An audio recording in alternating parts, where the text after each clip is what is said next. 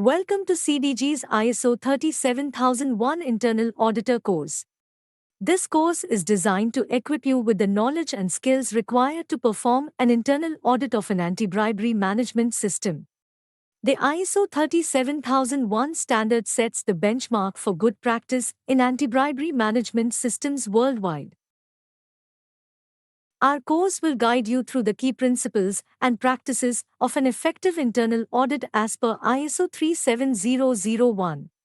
We will delve into the requirements of the standard, the principles of auditing, and the techniques for conducting, reporting, and following up on an internal audit. By the end of this course, you will have gained a comprehensive understanding of the ISO 37001 standard.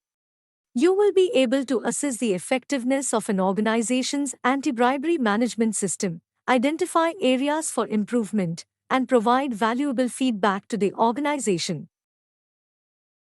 This course is ideal for anyone involved in auditing, managing, or implementing an anti-bribery management system. It is also beneficial for those who want to build a career in compliance or risk management.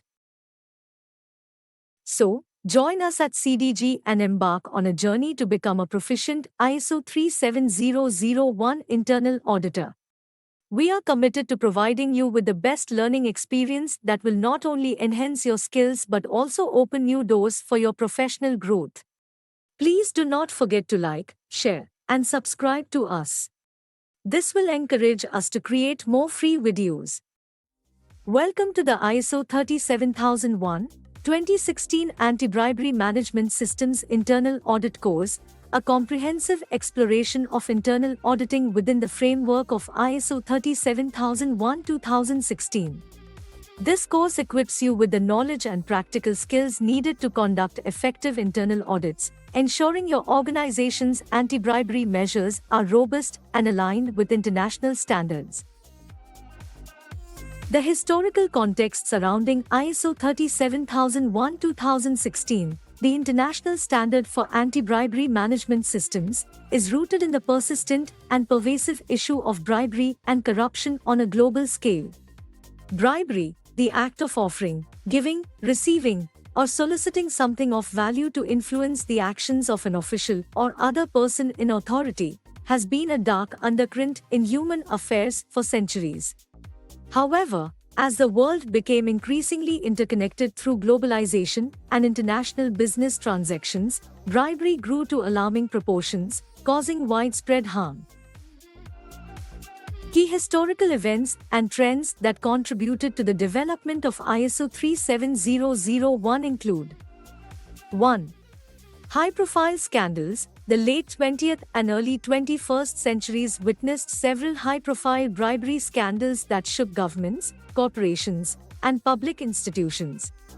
Notable examples include the Enron scandal in the United States and the Siemens bribery scandal in Germany.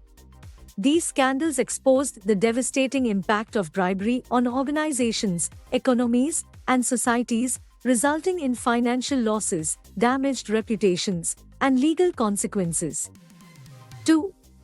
Globalization. The expansion of global trade and the rise of multinational corporations increased the complexity of bribery and corruption. As organizations operated across borders, they encountered varying regulatory environments, cultural norms, and ethical standards.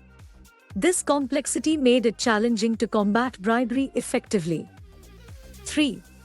International anti-corruption efforts. International organizations and initiatives, such as the United Nations Convention Against Corruption, UNCAC, and Transparency International, gained momentum in the fight against corruption.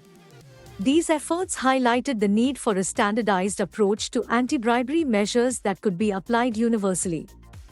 4. Legal reforms. Many countries began to strengthen their anti-bribery laws and regulations. Prominent among these was the US Foreign Corrupt Practices Act, FCPA, and the UK Bribery Act. These laws not only held organizations accountable for bribery but also incentivized the adoption of anti-bribery compliance programs. 5.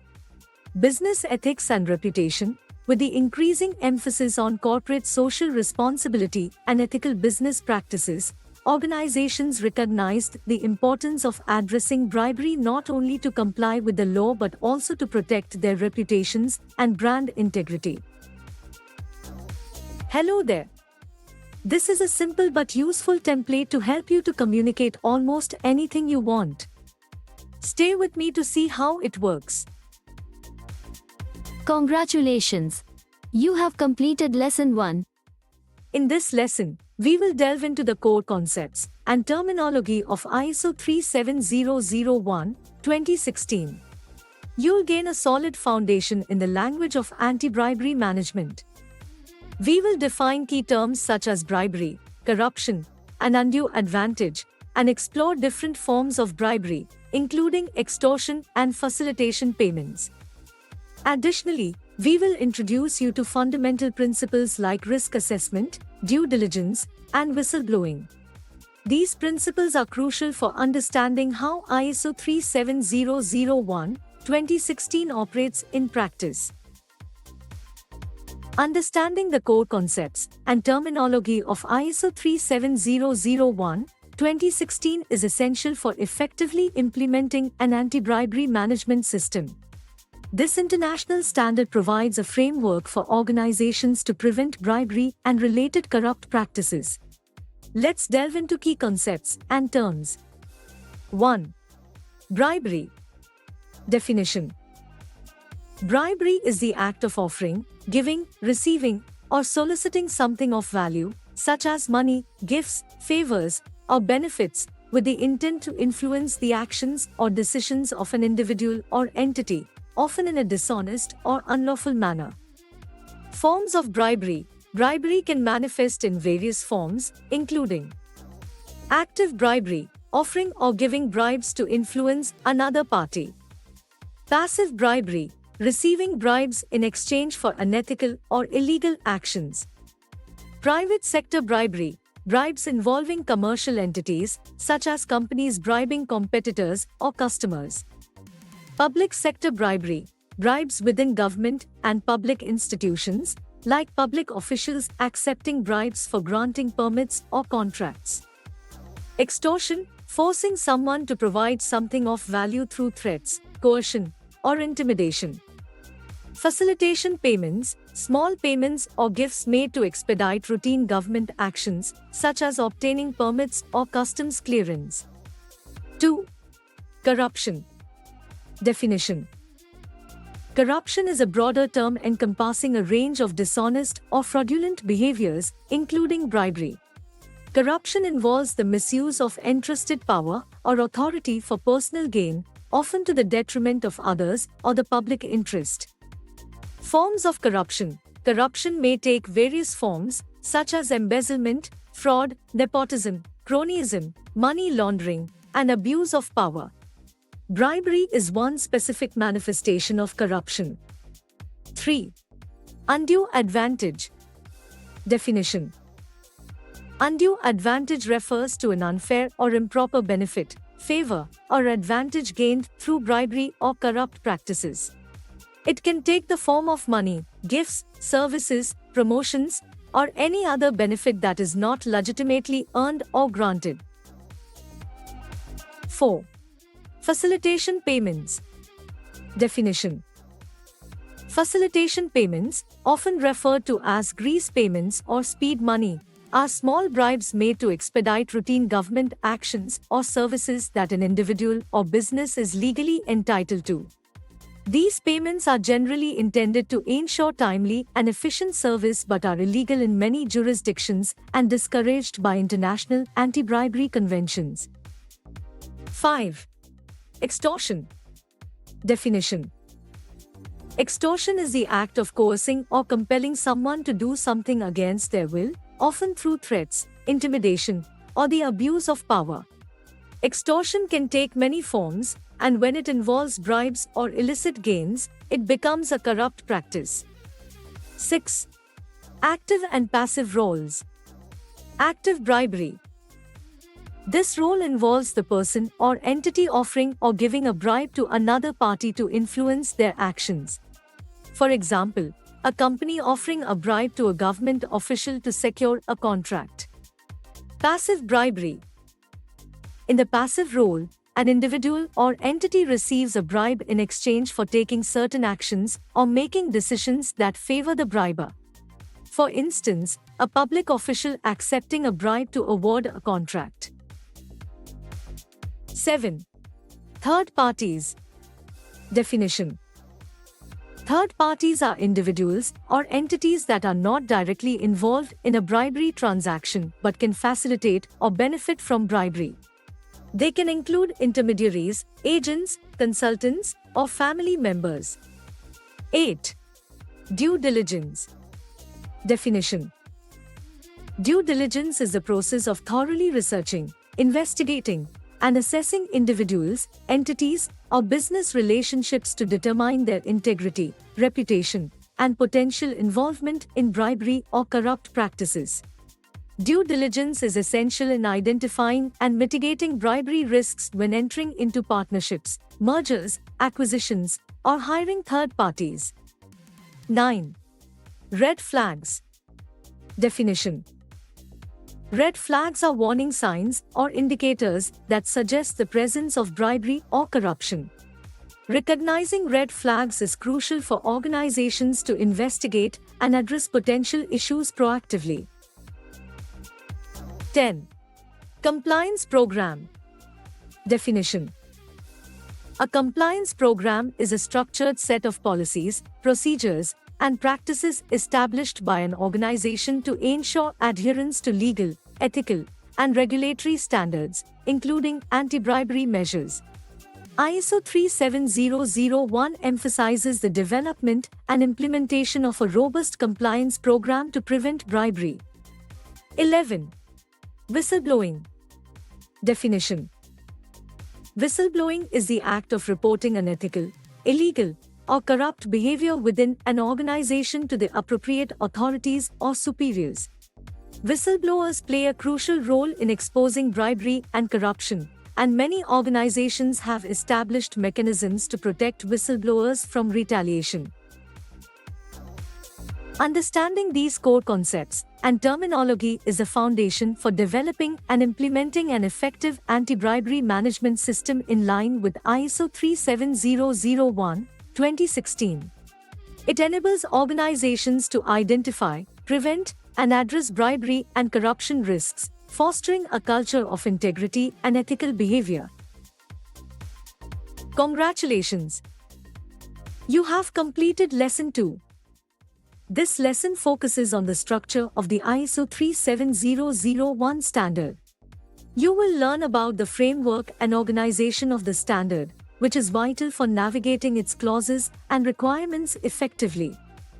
ISO 37001 is structured in a way that provides a systematic approach to establishing, implementing, maintaining, reviewing, and improving an anti-bribery management system. We will discuss the high-level structure common to all ISO management system standards, making it easier for organizations to integrate multiple management systems. You will gain insights into the structure of ISO 37001, including its clauses and key sections.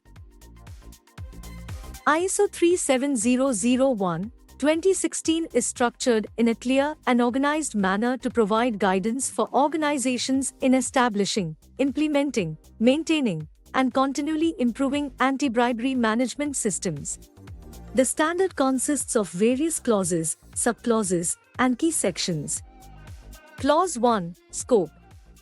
This clause outlines the purpose and applicability of ISO 37001. It sets the stage for understanding the standard's focus on anti-bribery management systems. Clause 2. Normative references. In this clause, ISO 37001 refers to other standards and documents that are essential for its proper understanding and implementation. These references provide additional guidance and context. Clause 3. Terms and definitions. This section provides definitions of key terms and concepts used throughout the standard, ensuring clarity and consistency in language and interpretation. Clause 4. Context of the organization. Subclause 4.1 Understanding the organization and its context. This subclause requires organizations to analyze their internal and external context, considering factors that may affect their anti-bribery objectives and risks. It encourages organizations to understand how their business operates within its environment. Subclause 4.2 Understanding the needs and expectations of interested parties. Here, organizations are prompted to identify and understand the needs and expectations of interested parties, such as stakeholders, customers, regulators, and the public. This understanding helps shape anti-bribery efforts. Subclause 4.3 Determining the scope of the anti-bribery management system. Organizations define the scope of their anti-bribery management system, specifying which aspects of their operations are covered by ISO 37001.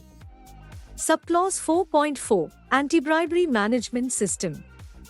This subclause sets the foundation for establishing the anti-bribery management system within the organization, including its structure, objectives, and overall approach. Subclause 4.5 Bribery risk assessment. Organizations are directed to assess the risk of bribery within their operations. This involves identifying potential sources of bribery risk and evaluating their significance. Clause 5 Leadership. Subclause 5.1 Leadership and commitment. Leadership commitment to anti-bribery measures is emphasized, with top management taking a leading role in ensuring that the organization's anti-bribery efforts are robust and effective. Subclause 5.2 Policy. Organizations are required to establish an anti-bribery policy that reflects their commitment to preventing bribery and corruption.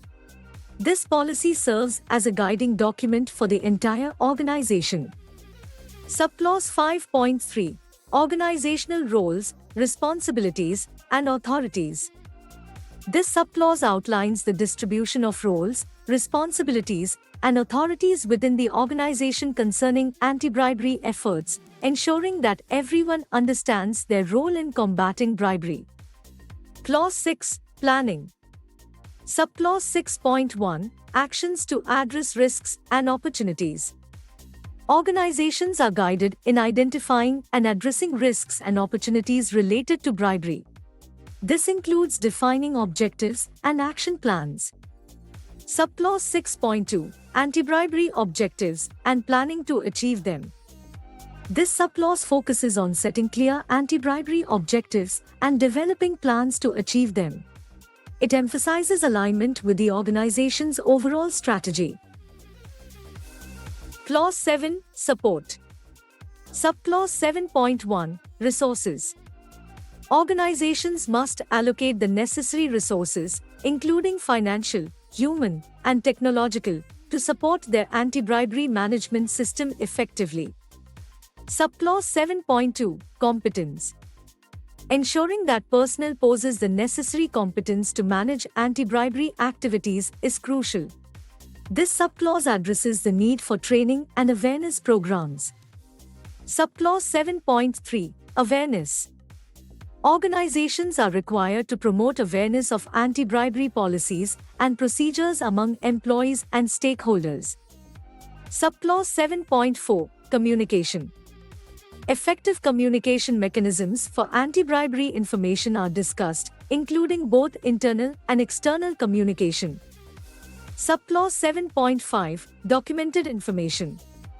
This subclause outlines the requirements for maintaining documented information related to the anti-bribery management system. Clause 8 Operation. Subclause 8.1 Operational planning and control. Organizations need to plan, implement, and control their anti-bribery measures, including risk assessment, due diligence, and financial controls. Subclause 8.2 Due diligence. This subclause emphasizes the importance of conducting due diligence on business associates and third parties to ensure they meet anti-bribery standards and do not pose a bribery risk to the organization. Subclause 8.3 Financial controls. Organizations are guided in establishing financial controls to prevent bribery and corruption. This includes measures to track and monitor financial transactions. Subclause 8.4 Procurement. Procurement practices play a significant role in preventing bribery. This subclause addresses the need for anti-bribery measures in the procurement process. Subclause 8.5 Management of accomplices. Organizations must have mechanisms in place to manage individuals or entities that may be involved in bribery or corruption activities associated with the organization. Subclause 8.6 Anti-Bribery Commitments. This subclause deals with the need for clear commitments to anti-bribery efforts, both internally and externally, through contracts, agreements, and policies. Subclause 8.7 Gifts, hospitality, donations, and similar benefits. Guidelines are provided for managing gifts, hospitality, donations, and similar benefits that could be used to influence business decisions. Subclause 8.8 Managing inadequacy of anti-bribery controls. Organizations should be prepared to address any inadequacies or non-conformities in their anti-bribery controls promptly. Subclause 8.9 Raising concerns. This subclause addresses the importance of establishing mechanisms for employees and stakeholders to raise concerns or report suspected bribery or corruption anonymously and without fear of retaliation. Subclause 8.10 Investigating and dealing with bribery. It is essential for organizations to have processes in place for investigating and dealing with instances of bribery or corruption when they occur. Clause 9 Performance Evaluation. Subclause 9.1 Monitoring, Measurement, Analysis, and Evaluation. Organizations are required to establish a systematic approach to monitor and measure the performance of their anti-bribery management system. This includes using key performance indicators, KPIs, to assess effectiveness. Subclause 9.2 Internal Audit. The need for regular internal audits to assess compliance with anti-bribery measures is highlighted. These audits help identify areas for improvement. Subclause 9.3 Management Review. This subclause emphasizes the importance of top management's involvement in reviewing the organization's anti-bribery management system. The review process ensures that the system remains effective and aligned with strategic goals. Subclause 9.4 Corrective Action. Organizations must have processes in place to address and correct any non-conformities or deficiencies identified during monitoring, measurement, and audits. Clause 10 Improvement. Subclause 10.1 Non-conformity and corrective action. When non-conformities are identified, organizations are required to take corrective action to address the root causes and prevent recurrence. Subclause 10.2 Continual Improvement. Continual improvement is a key principle of ISO 37001. This subclause emphasizes the need to continually assess and enhance the anti-bribery management system to stay effective and adaptive to changing risks and circumstances. ISO 37001 2016 is a comprehensive standard that provides organizations with a systematic approach to combating bribery and corruption. Its structured framework, including the clauses and subclauses, guides organizations in developing and maintaining effective anti-bribery management systems, promoting ethical business practices, and mitigating bribery risks. Key sections of this standard. Anti-bribery policy. Within the standards clauses, subclauses, and annexes, the development and implementation of a robust anti-bribery policy are emphasized as a fundamental component of ISO 37001.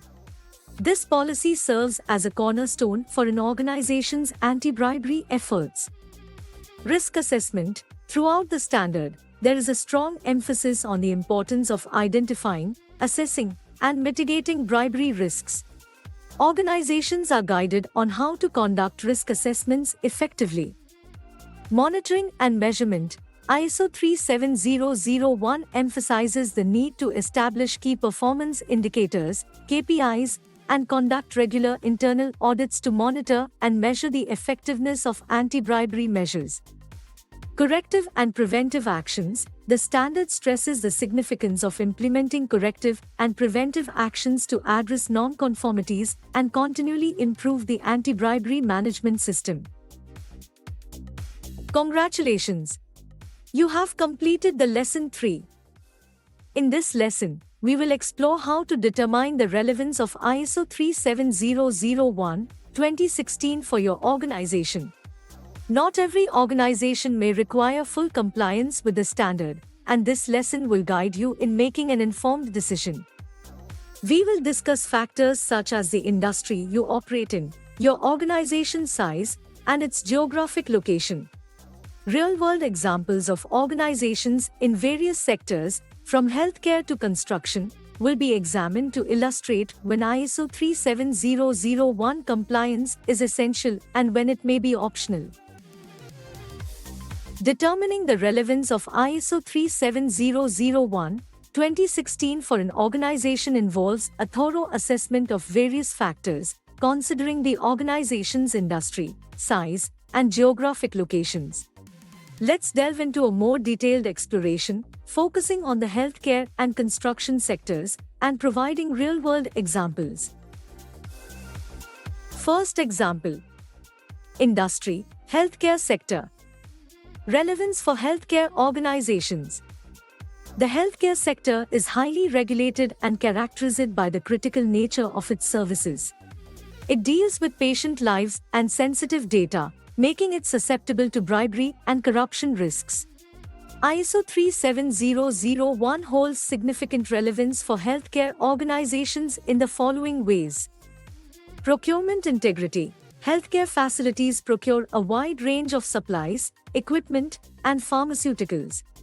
ISO 37001 helps in ensuring the integrity of procurement processes, preventing corrupt practices that could compromise patient care. Data protection. Patient data confidentiality is paramount in healthcare.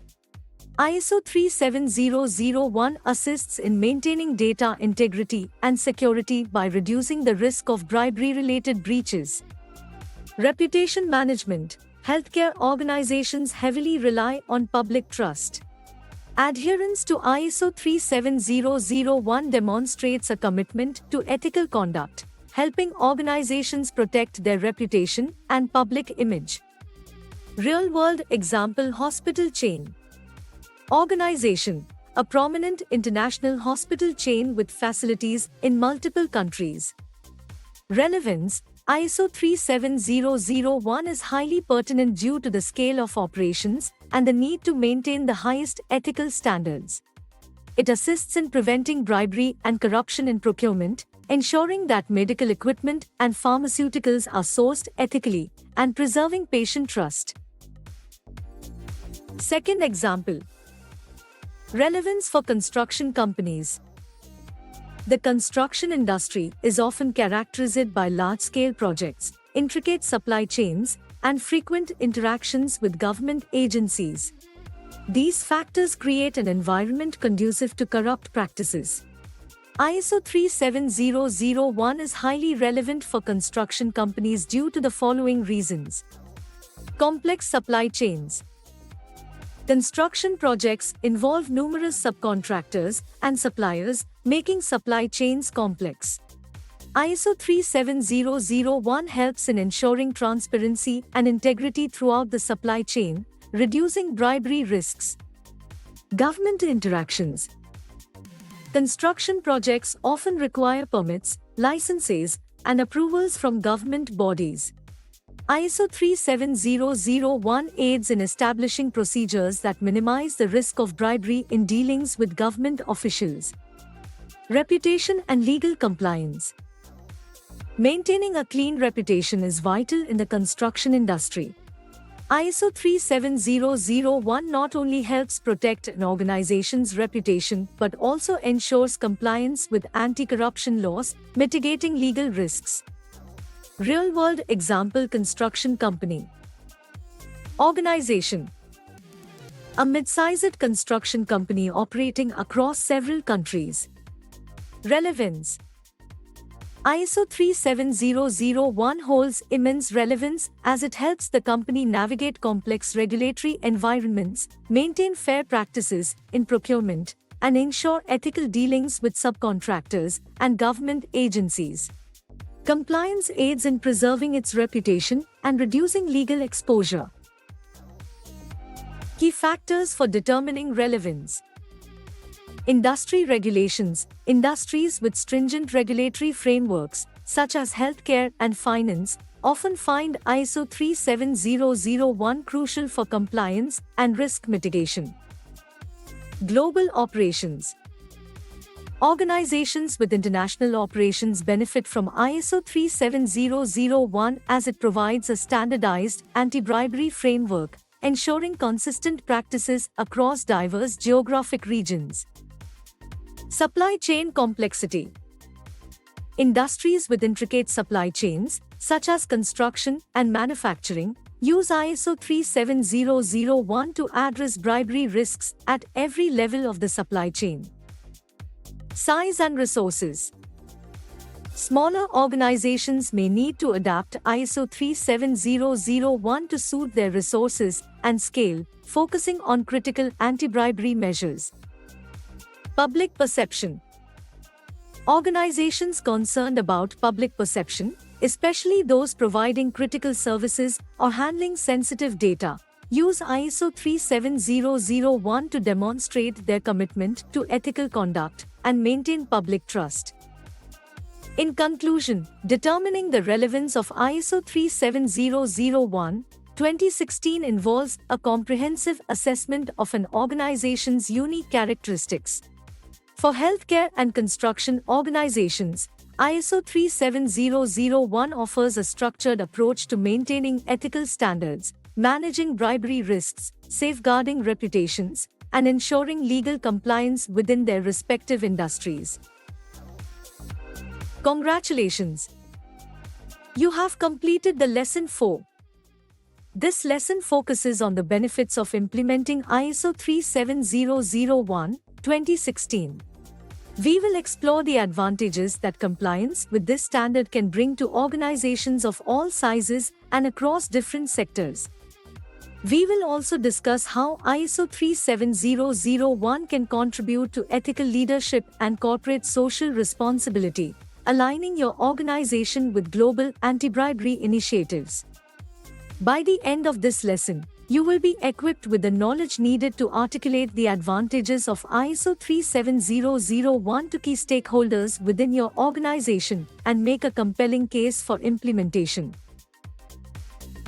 Implementing ISO 37001, 2016, the International Standard for Anti-Bribery Management Systems, ABMS, offers numerous advantages for organizations across various sectors. These benefits not only include risk mitigation, but also encompass improved ethical leadership and corporate social responsibility, aligning an organization with global anti-bribery initiatives. 1. Enhanced reputation. Reputation preservation. ISO 37001 helps organizations maintain a clean reputation by preventing involvement in bribery and corruption scandals. Stakeholder trust. Demonstrating commitment to ethical conduct enhances trust among stakeholders, including customers, partners, and investors. 2. Reduced legal and financial risks. Legal compliance. ISO 37001 ensures that organizations comply with anti-bribery laws and regulations worldwide, reducing the risk of legal penalties. Cost savings. By avoiding legal fines and settlements, organizations can save significant financial resources. 3. Improved risk management. Bribery risk mitigation.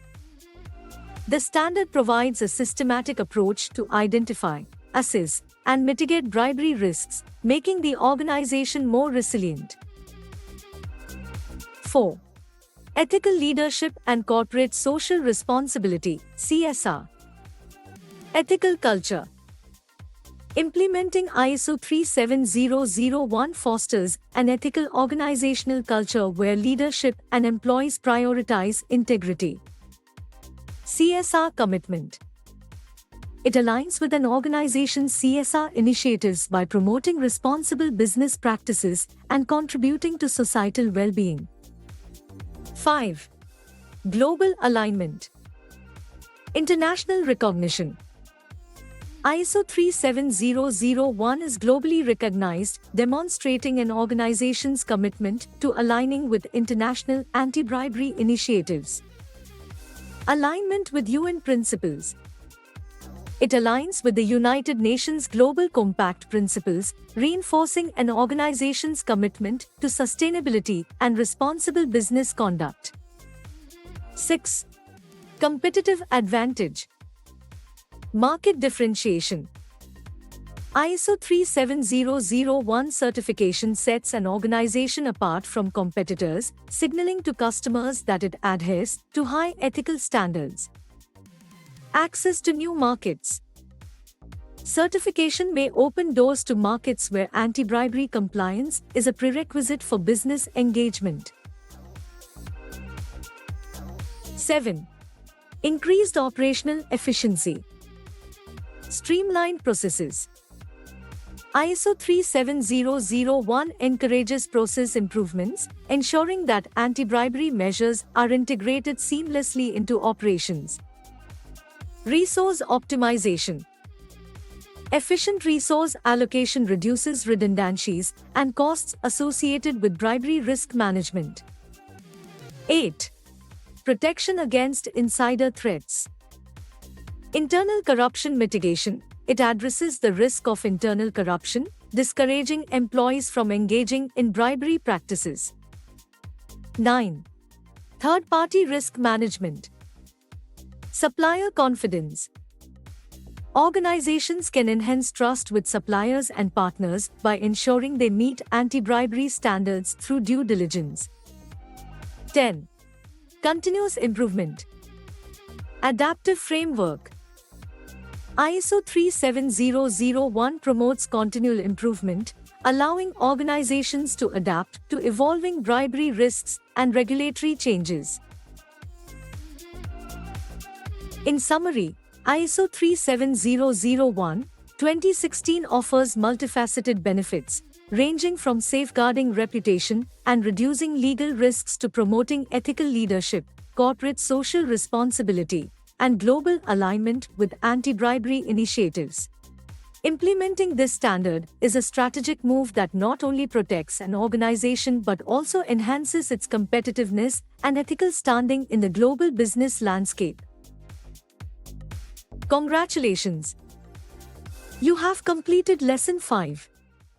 In this lesson, we explore the critical role of leadership in anti-bribery efforts. Effective leadership sets the tone for an organization's commitment to combating bribery and corruption. We will analyze real-world examples of organizations where strong leadership played a pivotal role in fostering an anti-bribery culture. For instance, we will discuss how Novartis CEO Vas Narasimhan took a stand against unethical practices within the pharmaceutical industry, emphasizing the importance of top-level commitment. You will learn about the responsibilities of leadership in establishing anti-bribery policies, promoting a culture of integrity, and allocating necessary resources for compliance. By the end of this lesson, you will understand why leadership commitment is a cornerstone of ISO 37001, 2016 and how it influences the success of an anti-bribery management system. Effective leadership plays a pivotal role in an organization's commitment to combating bribery and corruption. Leaders set the tone, create a culture of ethics, and ensure that anti-bribery efforts are not just policies on paper but are ingrained in the organization's DNA. They provide the vision, direction, and commitment needed to foster an anti-bribery culture. Let's explore this crucial role with real-world examples, including Novartis CEO Vas Narasimhan's efforts in the pharmaceutical industry. 1. Setting ethical expectations. Leadership's role. Leaders must communicate a clear expectation of ethical behavior, emphasizing that bribery and corruption will not be tolerated. Example: Vas Narasimhan, Novartis. Vas Narasimhan advocated for ethical practices in the pharmaceutical industry. Under his leadership, Novartis made headlines for its commitment to transparency and for settling legal cases related to unethical practices. 2. Leading by example. Leadership's role. Leaders must embody the ethical standards they expect from their teams, acting as role models. Example: Paul Polman, Unilever. As Unilever's CEO, Paul Polman prioritized sustainability and ethical conduct. He championed responsible business practices and sustainability initiatives, demonstrating that leadership aligns with ethical values. 3. Allocating resources. Leadership's role. Leaders allocate resources, including budget and personnel, to support anti-bribery efforts. Example: Brian Moynihan, Bank of America. Brian Moynihan led Bank of America's commitment to anti-bribery measures by allocating substantial resources to enhance compliance and ethics programs. 4. Promoting accountability. Leadership's role. Leaders ensure that individuals, including themselves, are held accountable for any ethical breaches. Example: Sergio Marchionne, Fiat Chrysler Automobiles. Sergio Marchionne insisted on accountability within the organization and took swift action when ethical lapses were discovered. 5. Establishing reporting channels. Leadership's role. Leaders set up anonymous reporting channels and ensure employees feel safe reporting ethical concerns. Example: Brian Krzanich, Intel. Brian Krzanich at Intel supported a speak-up culture and created channels for employees to report concerns anonymously, promoting transparency and accountability. 6. Continuous education. Leadership's role. Leaders ensure that employees receive ongoing training on anti-bribery measures. Example: Sundar Pichai, Google. Sundar Pichai, CEO of Google, has emphasized training on ethical conduct, privacy, and security, underscoring the importance of continuous education. 7. Advocating industry-wide change. Leadership's role. Leaders can influence the industry by advocating for ethical practices and collaborating with other organizations. Example: Tim Cook, Apple's CEO, advocated for privacy and ethical use of technology, leading to industry discussions on data ethics. 8. Transparent reporting. Leadership's role. Leaders ensure transparent reporting of anti-bribery efforts and outcomes. Example: Brad Smith, Microsoft. Brad Smith, president of Microsoft, has promoted transparency by disclosing cybersecurity breaches and initiatives to protect users' data. In the case of Novartis CEO Vas Narasimhan, his commitment to ethical practices and transparency sent a powerful message to the pharmaceutical industry. By addressing legal challenges head-on and advocating for ethical conduct, he demonstrated that strong leadership can be a catalyst for change and create a culture where anti-bribery efforts are not only a necessity but a moral imperative. In conclusion, leadership is a cornerstone of an organization's anti-bribery efforts. Leaders who prioritize ethical conduct, set clear expectations, lead by example, and allocate resources effectively create an environment where bribery and corruption are less likely to take root. Real-world examples like Vas Narsinghan and other leaders illustrate how strong leadership can transform industries and foster cultures of integrity. Congratulations! You have completed Lesson 6. This lesson delves into practical strategies for ensuring leadership commitment to anti-bribery initiatives. We will discuss methods for aligning leadership's vision with the organization's anti-bribery goals. Real-world case studies will demonstrate how organizations have successfully engaged leadership in anti-bribery efforts. For example, we will examine how General Electric's compliance program involved top leadership, ensuring a commitment to ethical conduct throughout the organization. You'll learn how to develop a compelling business case for leadership, emphasizing the potential risks and benefits associated with ISO 37001 compliance.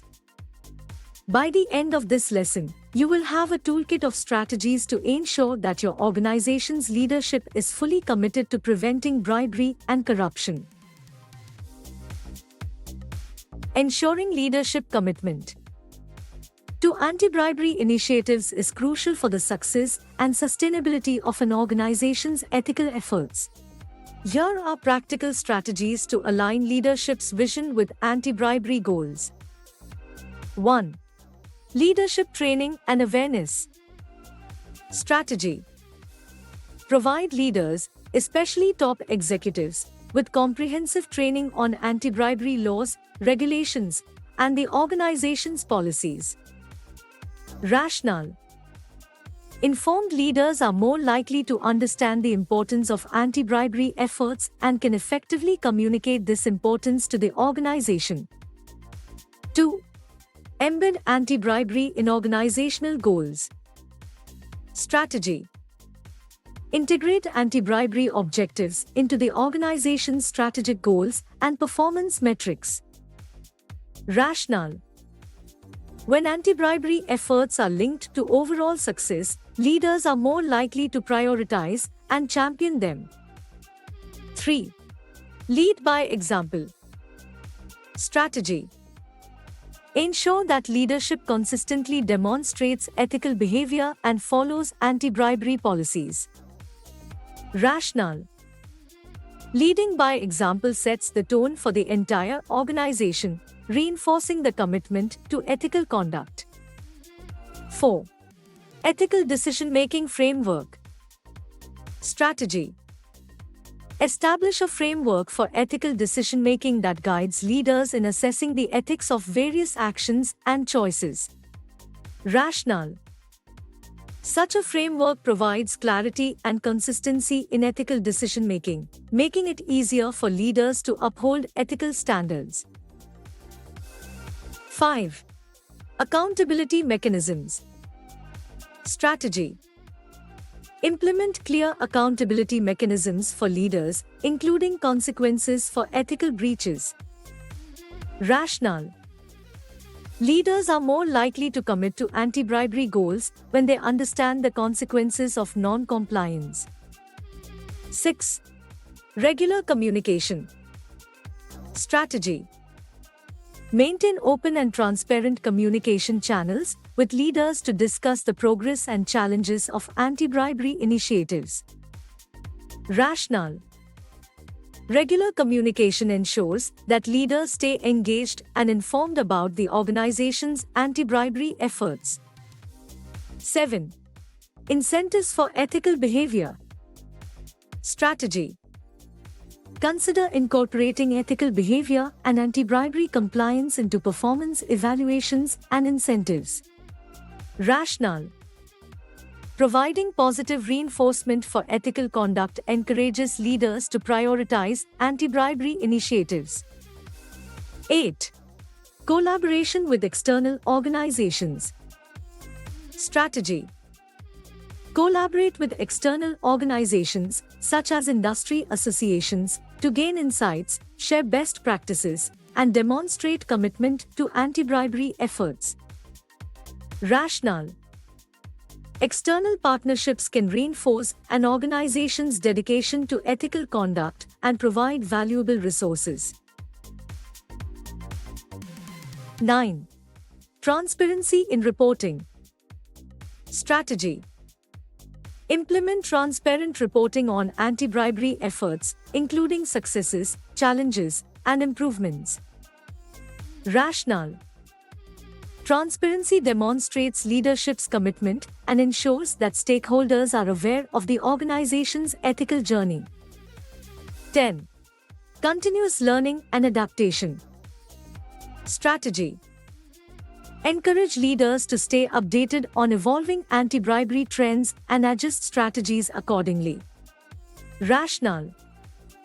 A commitment to continuous learning helps leaders make informed decisions in the ever-changing landscape of bribery and corruption. 11. Whistleblower protection. Strategy. Ensure that whistleblower protection policies are in place and leaders are aware of the importance of protecting whistleblowers. Rationale. Leaders must support a culture where employees feel safe reporting concerns without fear of retaliation. 12. Regular reviews and audits. Strategy.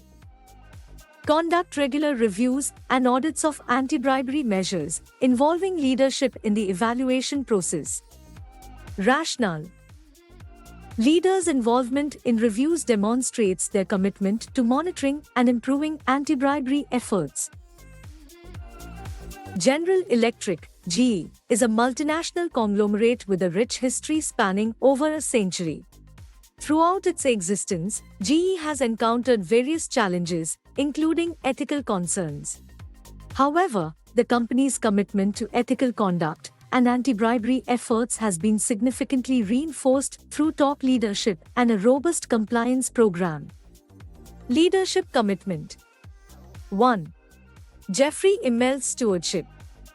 Leadership role. Jeffrey Immelt served as chairman and CEO of GE from 2001 to 2017. Under his leadership, the company prioritized ethical conduct and compliance. Actions. Immelt made it clear that ethical behavior was non-negotiable. He emphasized that all GE employees, regardless of their position, were expected to adhere to the highest ethical standards. Impact. This leadership stance permeated throughout the organization, fostering a culture of ethical conduct from the top down. GE Compliance Program Highlights. 1. Code of Conduct. Development. GE developed a comprehensive code of conduct that outlined the company's commitment to ethics, compliance, and anti-bribery efforts. Communication. The code was effectively communicated to all employees, ensuring that everyone understood their responsibility in upholding ethical standards. 2. Anti-bribery policies. Development. GE established strict anti-bribery policies, in line with global anti-corruption laws such as the Foreign Corrupt Practices Act, FCPA, and the UK Bribery Act. Training. Employees, including leadership, received regular training on these policies to ensure awareness and compliance. 3. Whistleblower Program. Creation. GE implemented a robust whistleblower program, encouraging employees to report any unethical or illegal activities anonymously. Protection. The company ensured that whistleblowers were protected against retaliation, emphasizing the importance of speaking up. 4. Due diligence in business transactions. Risk assessment. GE conducted thorough due diligence on business partners and third parties to assess their bribery and corruption risk. Zero tolerance. The company maintained a zero-tolerance policy toward dealing with any entity or individual involved in corrupt practices. Leadership commitment. 1. Jeffrey Immelt's stewardship. Leadership role. Jeffrey Immelt served as chairman and CEO of GE from 2001 to 2017. Under his leadership, the company prioritized ethical conduct and compliance. Actions. Immelt made it clear that ethical behavior was non-negotiable. He emphasized that all GE employees, regardless of their position, were expected to adhere to the highest ethical standards. Impact. This leadership stance permeated throughout the organization, fostering a culture of ethical conduct from the top down. Outcomes of GE Compliance Program. 1. Ethical culture.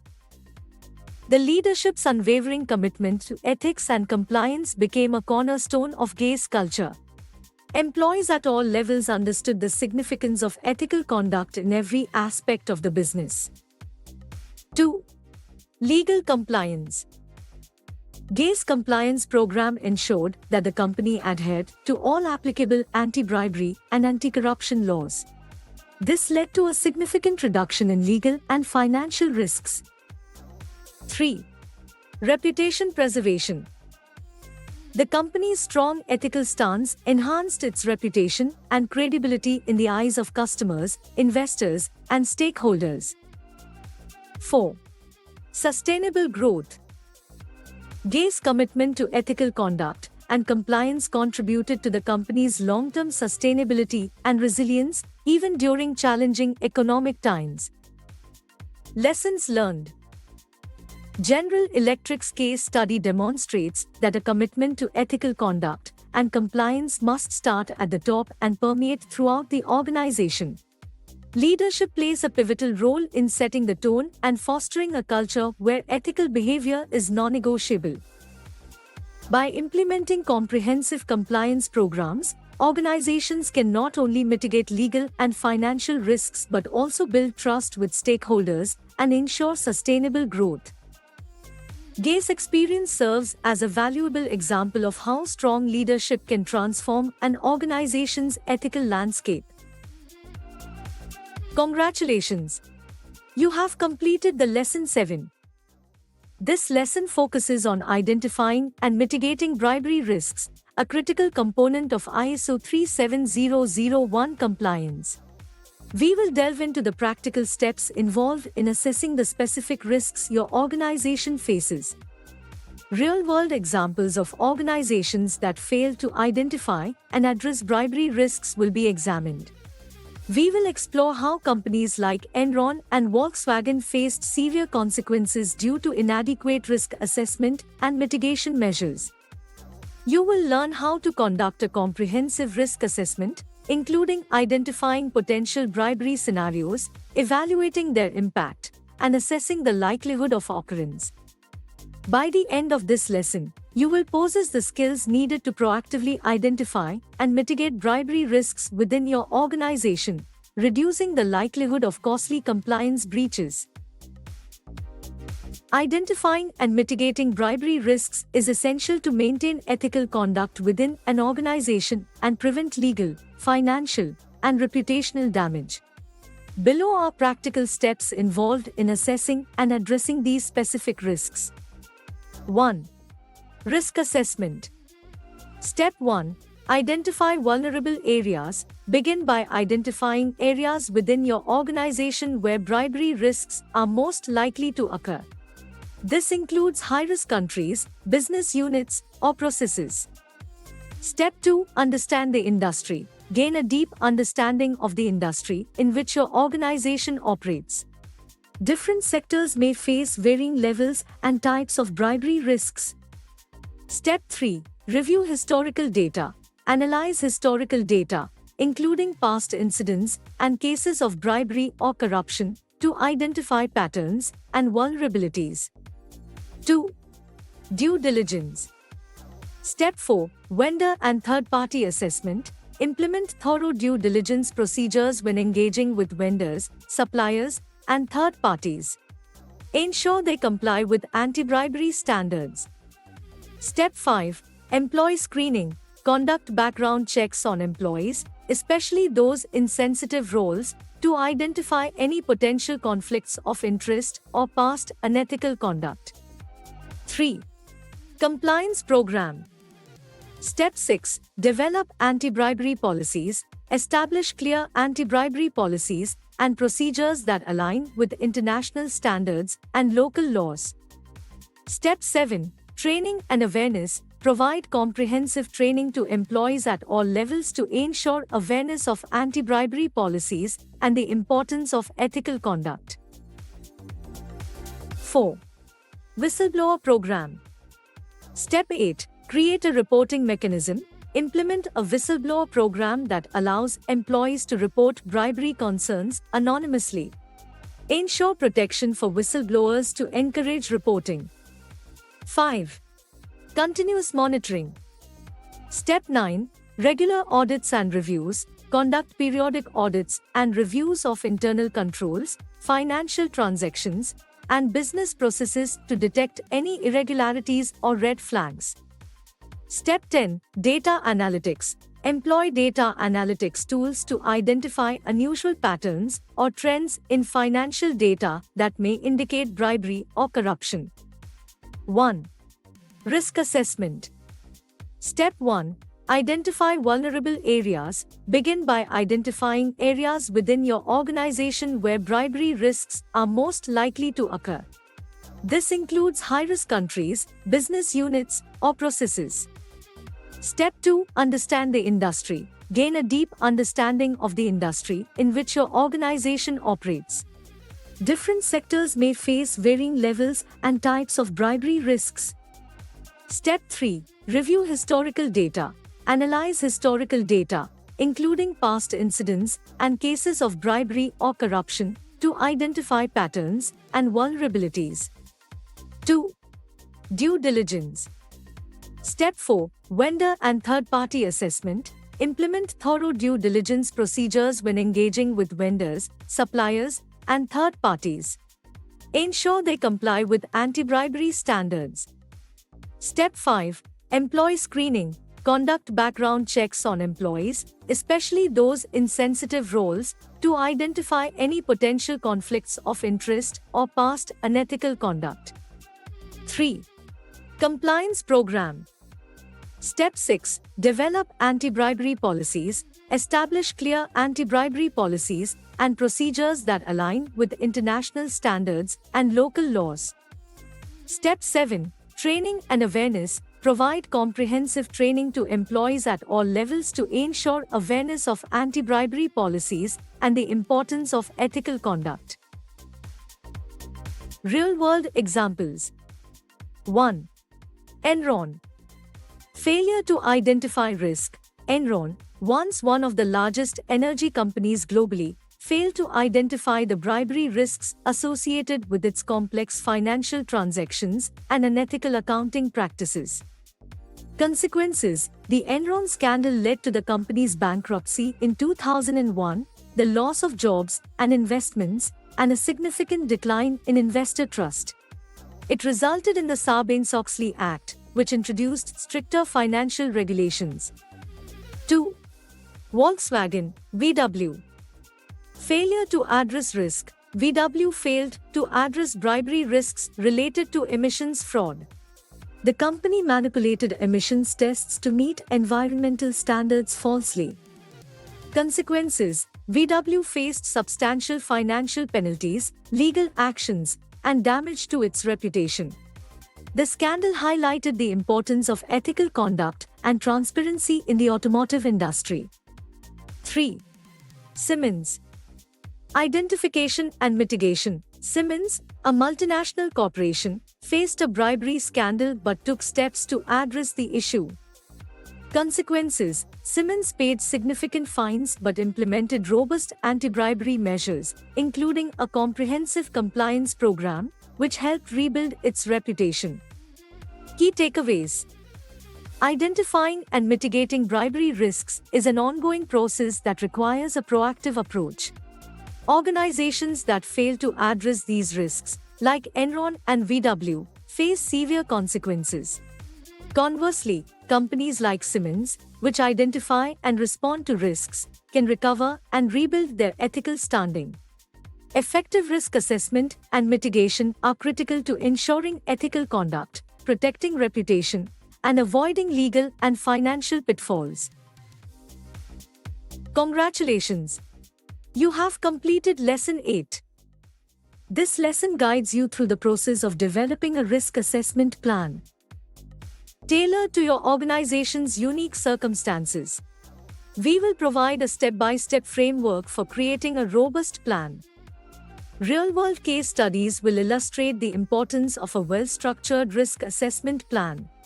For instance, we will discuss how the international bank HSBC failed to implement adequate risk assessment processes, resulting in substantial fines and reputational damage. We will cover the following key aspects of developing a risk assessment plan. 1. Scoping the assessment. How to define the scope of your risk assessment, including the departments, processes, and geographic locations to be included. 2. Data collection. Strategies for gathering relevant data, including internal documents, employee interviews, and external research. 3. Risk identification. Techniques for identifying potential bribery risks, such as red flags, past incidents, and industry-specific vulnerabilities. 4.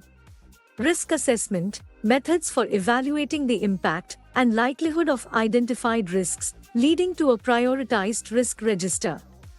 5. Risk mitigation. Developing strategies and controls to mitigate high-priority risks, including policies, procedures, and training programs. 6. Documentation and reporting. How to document the risk assessment process and present findings to senior management and auditors. By the end of this lesson, you will have the knowledge and practical tools to initiate and execute a comprehensive risk assessment plan, a fundamental step in building an effective anti-bribery management system. An effective risk assessment plan is crucial for identifying and mitigating bribery risks within an organization. It involves scoping the assessment, collecting relevant data, identifying risks, assessing their impact, and developing strategies for mitigation. Here is a step-by-step guide. 1. Scoping the assessment. Define objectives. Clearly state the objectives of the risk assessment, such as ensuring compliance with anti-bribery laws and safeguarding the organization's reputation. Scope inclusions. Specify the departments, processes, and geographic locations to be included in the assessment. Consider high-risk areas, such as regions with a history of corruption. Stakeholder involvement. Identify key stakeholders, including compliance officers, legal teams, and senior management, who will be involved in scoping and decision-making. 2. Data collection. Document review. Collect and review internal documents, policies, financial records, contracts, and past compliance reports to identify potential bribery risks. Employee interviews. Conduct interviews with employees across various levels and departments to gather insights into potential risks and unethical practices. External research. Gather external data from reliable sources, such as industry reports, government publications, and news articles, to identify industry-specific vulnerabilities and corruption trends. 3. Risk identification. Red flags. Develop a list of red flags or warning signs that may indicate bribery risks, such as unusual financial transactions, undisclosed conflicts of interest, or non-standard payment methods. Incident analysis. Analyze past incidents, if any, related to bribery or corruption within the organization to understand their root causes. Industry analysis. Consider industry-specific risks, such as regulatory changes, local business customs, or geopolitical factors that may impact the organization. 4. Risk assessment. Impact assessment. Evaluate the potential impact of identified risks on the organization, considering factors like financial losses, legal consequences, reputational damage, and operational disruptions. Likelihood assessment. Determine the likelihood of each risk materializing based on historical data, employee feedback, and industry benchmarks. Risk prioritization. Develop a risk register. Those ranks identified risks based on their potential impact and likelihood, focusing on high priority risks. 5. Risk mitigation. Mitigation strategies. Develop specific strategies to mitigate high priority risks. This may include implementing anti-bribery policies and procedures, enhancing due diligence processes, or providing employee training on ethical conduct. Controls. Establish controls and measures to prevent, detect, and respond to bribery risks effectively. These controls may include whistleblower programs, internal audits, and regular monitoring. 6. Documentation and reporting. Documentation. Maintain a detailed record of the risk assessment process, including data sources, findings, and risk registers. Reporting. Prepare a comprehensive report that outlines the assessment's key findings, prioritized risks, and proposed mitigation strategies. Senior management and auditors. Present the findings to senior management and internal or external auditors. Seek their input and approval for the risk mitigation plan. Continuous monitoring. Implement a system for continuous monitoring and periodic reviews to ensure that mitigation strategies are effective and up to date. By following these steps, organizations can develop a robust risk assessment plan that not only identifies potential bribery risks but also provides a clear roadmap for mitigation and ongoing compliance efforts. This proactive approach helps safeguard the organization against legal, financial, and reputational harm associated with bribery and corruption. HSBC, Hong Kong and Shanghai Banking Corporation, is one of the world's largest and most prominent international banks, but it faced a significant crisis due to its failure to implement adequate risk assessment processes. This failure resulted in substantial fines and severe reputational damage. Here is an overview of what transpired. Background. HSBC, headquartered in London, operates in numerous countries worldwide and serves millions of customers. Like other global banks, it faced a complex landscape of anti-money laundering (AML) and anti-bribery and corruption (ABC) regulations, especially in its international operations. The failure. 1. Inadequate risk assessment. HSBC's major failure lay in its inability to conduct thorough risk assessments, especially in its correspondent banking relationships. Correspondent banking involves one bank providing services to another to facilitate international transactions. The bank's risk assessment processes did not adequately evaluate the risks associated with correspondent banking relationships, including those in high-risk jurisdictions. 2. Lack of due diligence. HSBC was found to have insufficient due diligence procedures in place for assessing the risk posed by its clients and the source of their funds. There were instances where HSBC allowed accounts to remain open and transactions to occur without adequate scrutiny, even when red flags were evident. 3. Compliance gaps. HSBC's compliance programs were deemed inadequate, with insufficient resources allocated to monitor and address potential issues. The bank's systems for detecting suspicious transactions and reporting them to authorities were also found to be lacking. 4. Regulatory violations. As a result of these failures, HSBC violated numerous AML and ABC regulations in various countries, including the United States. It was discovered that HSBC had facilitated money laundering for drug cartels and had failed to prevent transactions with sanctioned countries. Consequences. HSBC faced severe consequences as a result of these failures. 1.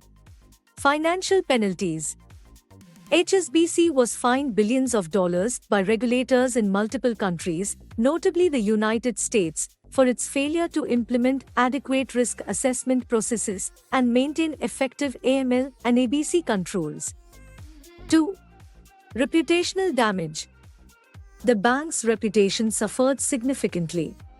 It was seen as a symbol of corporate irresponsibility, which eroded the trust of customers and investors. 3. Leadership changes. The scandal resulted in leadership changes at HSBC, including the appointment of new senior executives tasked with cleaning up compliance and risk management. 4. Ongoing compliance oversight. To rectify its mistakes, HSBC committed to investing heavily in its compliance programs, increasing staff, and improving its risk assessment processes. Lessons learned. HSBC's case serves as a stark reminder of the importance of robust risk assessment processes and effective compliance controls, especially for global financial institutions. Inadequate risk assessment can lead to substantial fines, reputational damage, and legal consequences.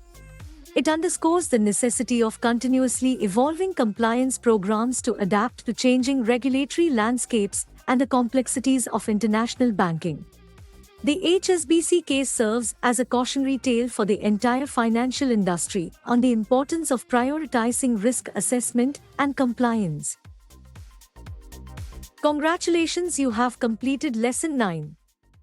In Lesson 10, we will focus on the creation of an effective anti-bribery policy, as outlined in Clause 7 of ISO 37001/2016. We will provide you with a detailed guide on how to craft a policy that aligns with your organization's values and objectives while meeting ISO 37001 requirements. Real-world examples of organizations with strong anti-bribery policies will be explored. For instance, we will discuss how Johnson & Johnson's Credo serves as a powerful ethical framework that guides its anti-bribery efforts. We will cover the following aspects of crafting an anti-bribery policy. 1.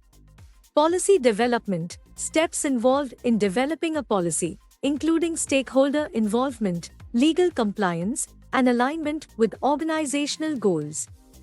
2. Policy components. Key elements that should be included in the policy, such as a clear anti-bribery statement, commitment from leadership, and consequences for violations. 3.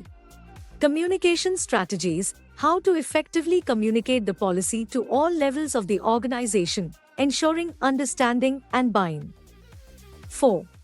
Policy review and updates. The importance of periodic reviews to ensure the policy remains current and aligned with evolving risks and regulations. By the end of this lesson, you will be well equipped to create an anti-bribery policy tailored to your organization's needs, setting the stage for a strong anti-bribery management system. An anti-bribery policy is a critical component of an organization's compliance efforts. Crafting an effective policy involves several key aspects to ensure it aligns with organizational goals, is legally compliant, and effectively communicated. Here is a guide on how to create such a policy. 1. Policy development. A. Stakeholder involvement.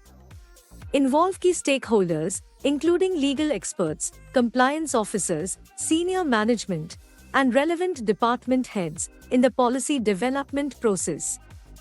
Solicit input from employees across various levels to gain diverse perspectives and insights. B. Legal compliance. Ensure the policy complies with all applicable anti-bribery laws and regulations in the jurisdictions where the organization operates.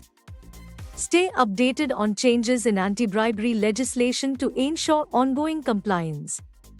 C. Alignment with organizational goals. Align the policy with the organization's overall mission, values, and goals. Ensure that anti-bribery efforts are integrated into the company's broader corporate social responsibility initiatives. 2. Policy components. A. Clear anti-bribery statement. Begin the policy with a clear and unequivocal statement condemning bribery and corruption in all forms. Articulate the organization's commitment to ethical conduct and compliance with anti-bribery laws. B. Leadership commitment. Highlight the commitment of senior management and leadership to upholding the policy's principles. Emphasize that leaders will lead by example in adhering to anti-bribery standards.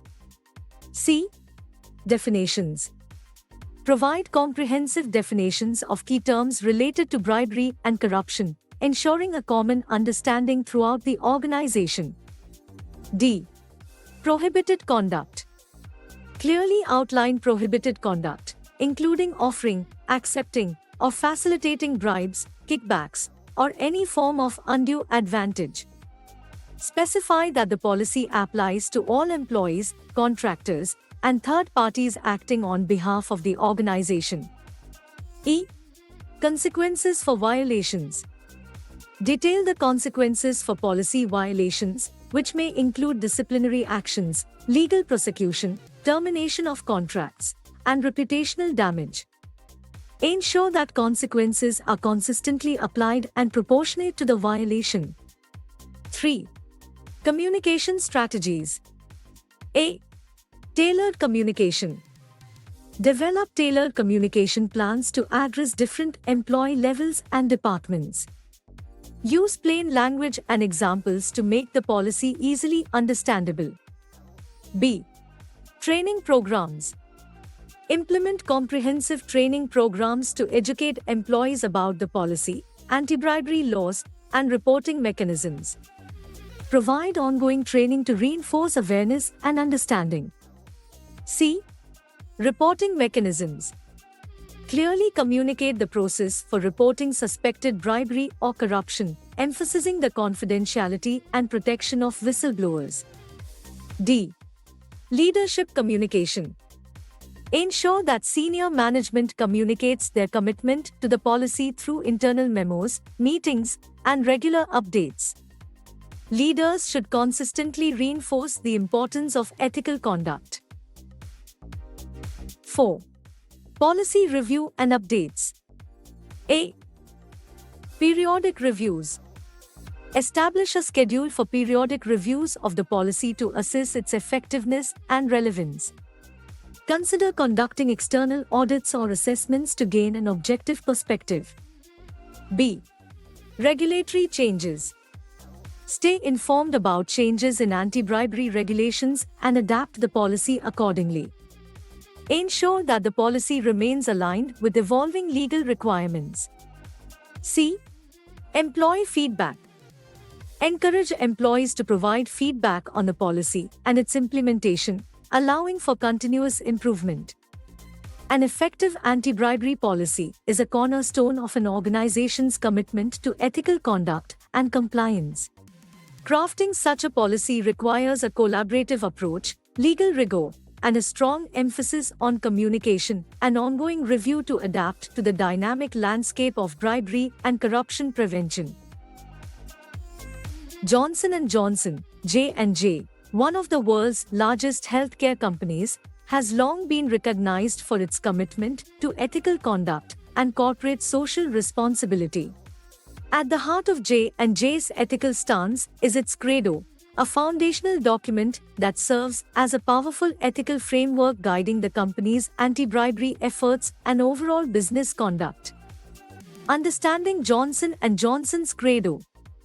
The J&J Credo, crafted in 1943 by then-Chairman Robert Wood Johnson, is a concise but comprehensive statement of the company's guiding principles. It outlines the fundamental commitments and responsibilities of J&J to its various stakeholders, including 1. Patients and healthcare professionals. J&J's primary responsibility is to patients, physicians, nurses, and others who use its products and services. The Credo emphasizes the company's dedication to providing safe, high-quality healthcare products. 2. Employees. J&J recognizes its responsibility to its employees, fostering an inclusive, diverse, and supportive work environment. 3. Communities. The company acknowledges its role in supporting the communities where it operates, both through philanthropic efforts and responsible business practices. 4. Shareholders. J&J is committed to generating a reasonable profit for its shareholders while upholding its ethical standards. 5. Suppliers and customers, the credo underscores the importance of fair and ethical relationships with suppliers and customers. The J&J credo serves as a moral compass and ethical guide for the company's anti-bribery efforts in several ways. 1. Ethical leadership. The credo establishes a strong foundation of ethical leadership within the company. It sets the tone from the top down, with leaders committed to adhering to the highest ethical standards. 2. Patient-centric approach. The credo's primary focus on patient well-being underscores the company's commitment to ensuring that its products and services are not compromised by bribery or corruption. It reinforces that patients' health and safety are paramount. 3. Employee engagement. By emphasizing J&J's responsibility to its employees, the credo promotes an organizational culture where employees are encouraged to speak up against unethical behavior, including bribery. 4. Community engagement. J&J's commitment to supporting communities extends to promoting ethical business practices. The company's anti-bribery efforts contribute to building trust within the communities it serves. 5. Shareholder value and ethics. The credo's acknowledgement of the responsibility to shareholders underscores the importance of ethical conduct in sustaining long-term shareholder value. It aligns profitability with ethical integrity. 6. Supplier and customer relationships. The credo's emphasis on ethical relationships extends to suppliers and customers, reinforcing that bribery and corruption have no place in J&J's interactions with external parties. 7. Continuous improvement.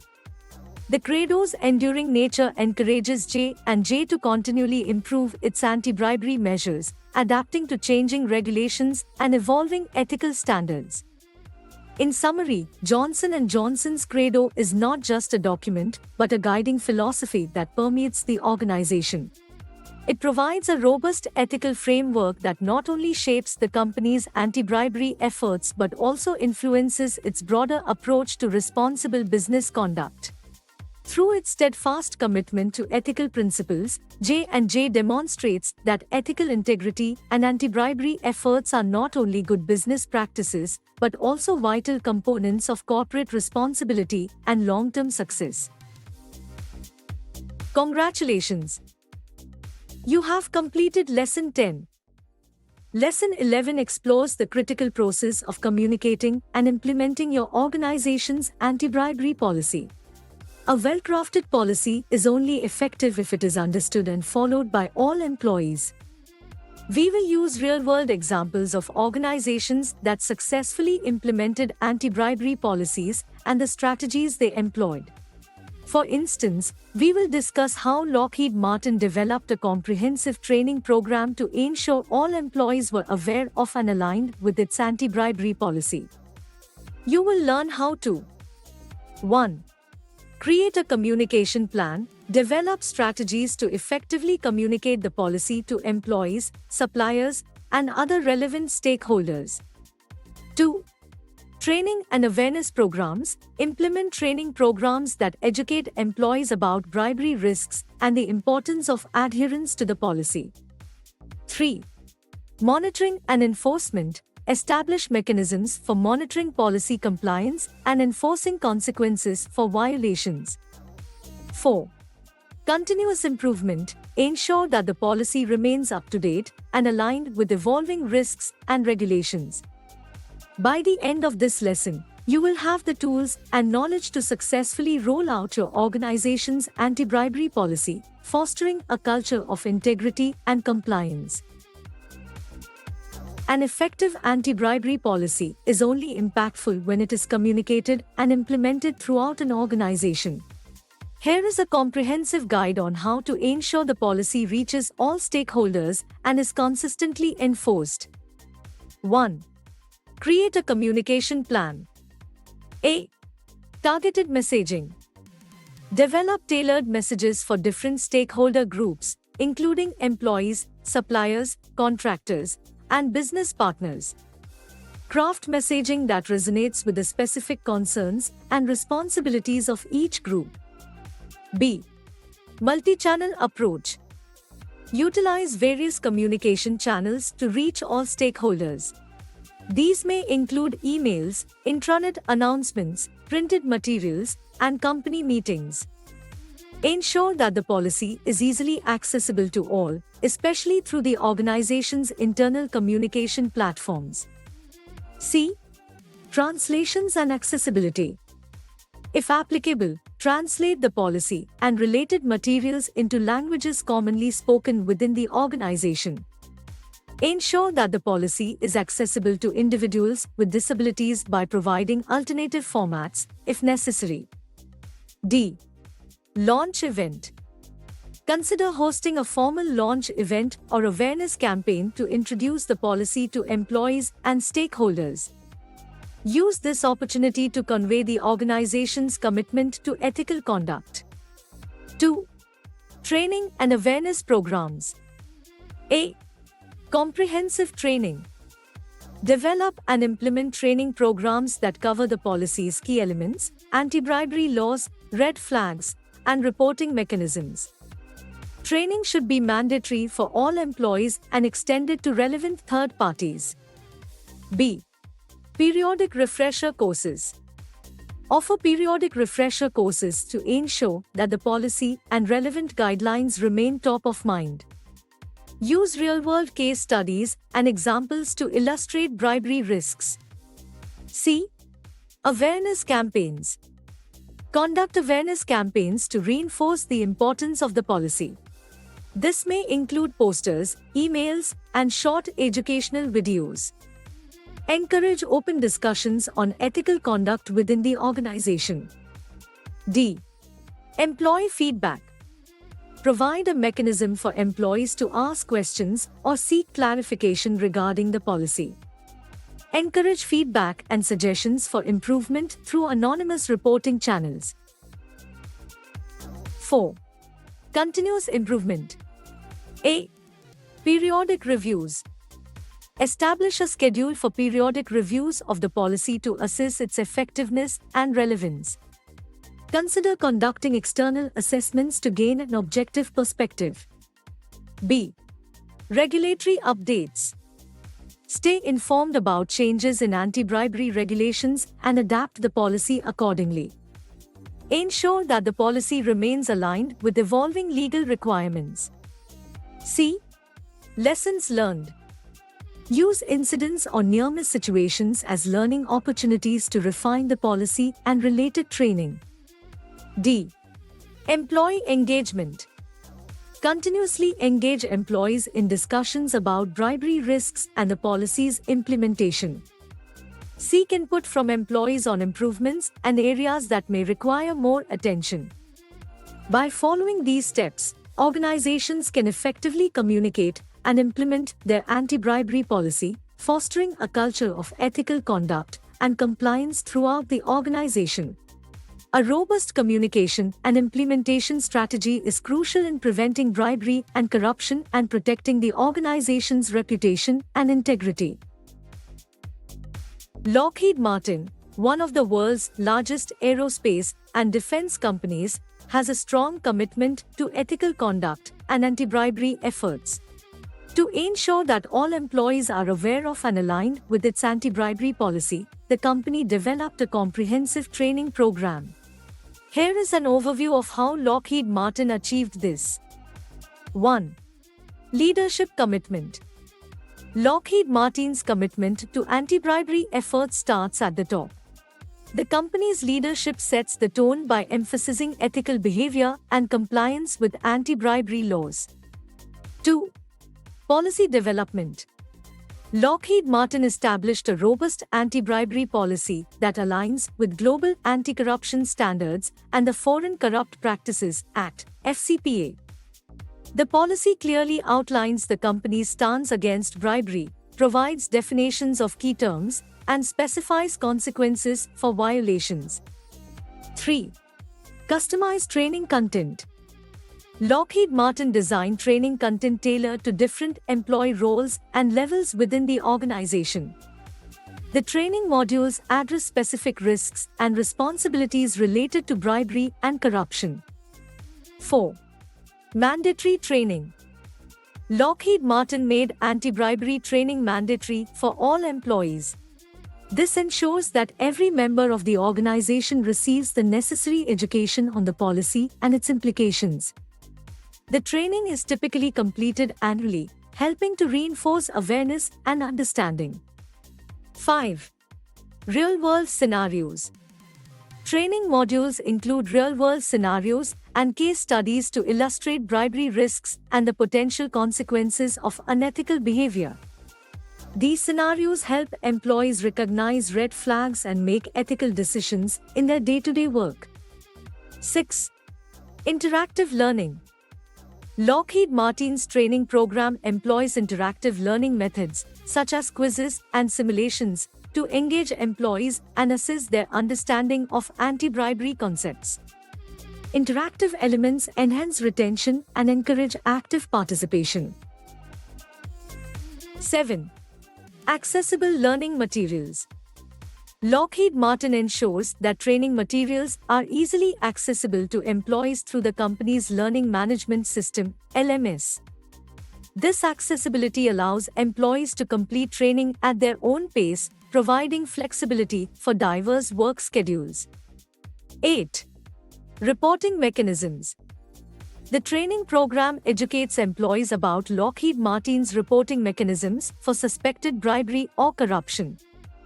Employees are encouraged to report any concerns they may have, and the reporting process is designed to protect whistleblowers.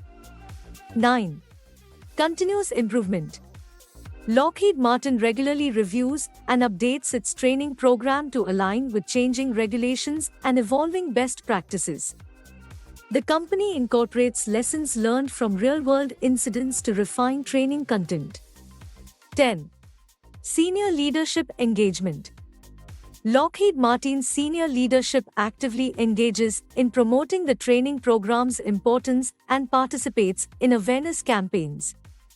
Their visible commitment reinforces the message that ethical behavior is a top priority.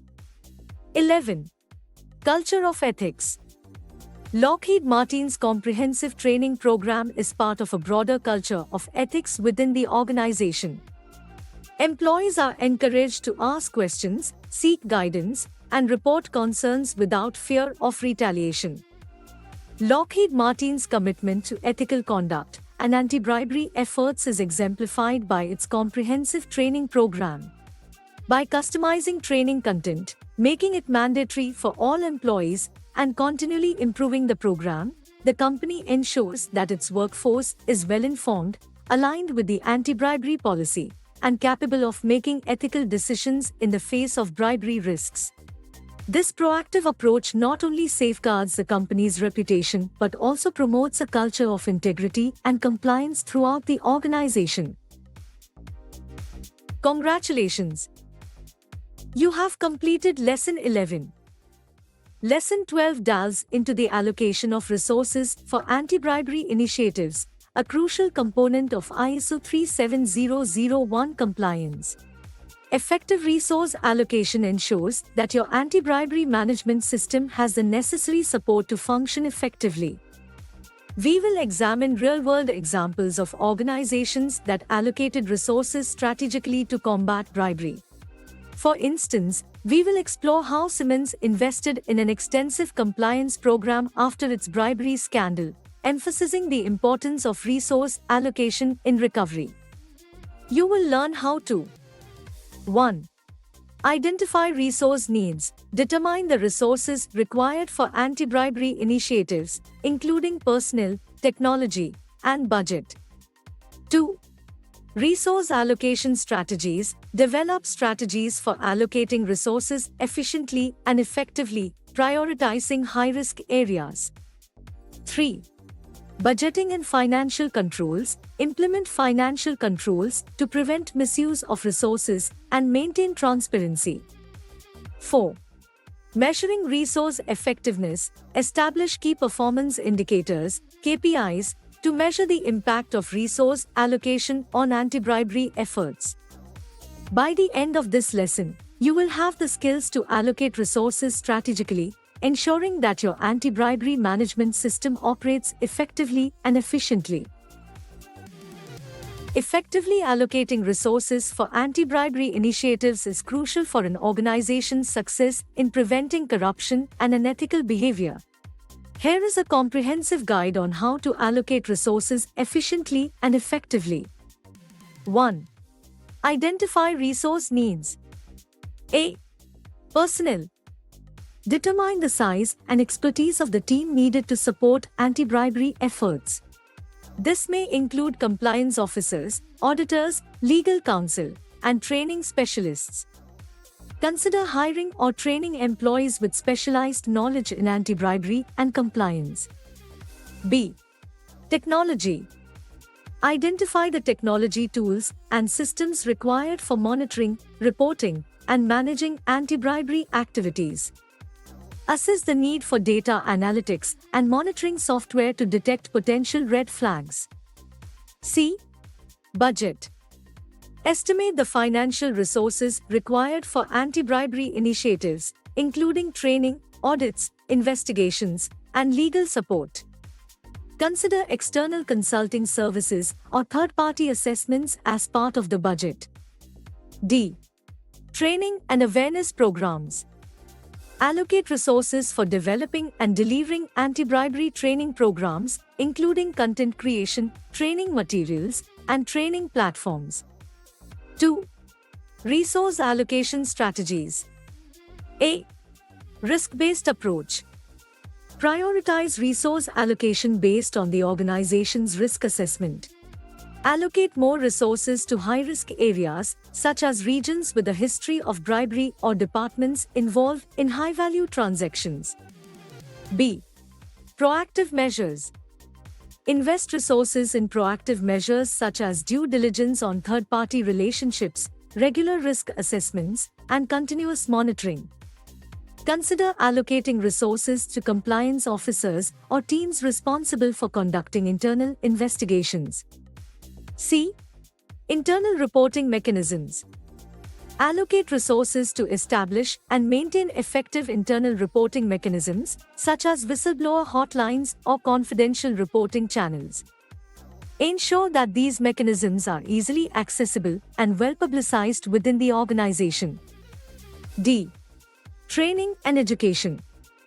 Allocate resources for ongoing anti-bribery training and education programs. Customize training content to address specific risks and roles within the organization. E. Auditing and monitoring.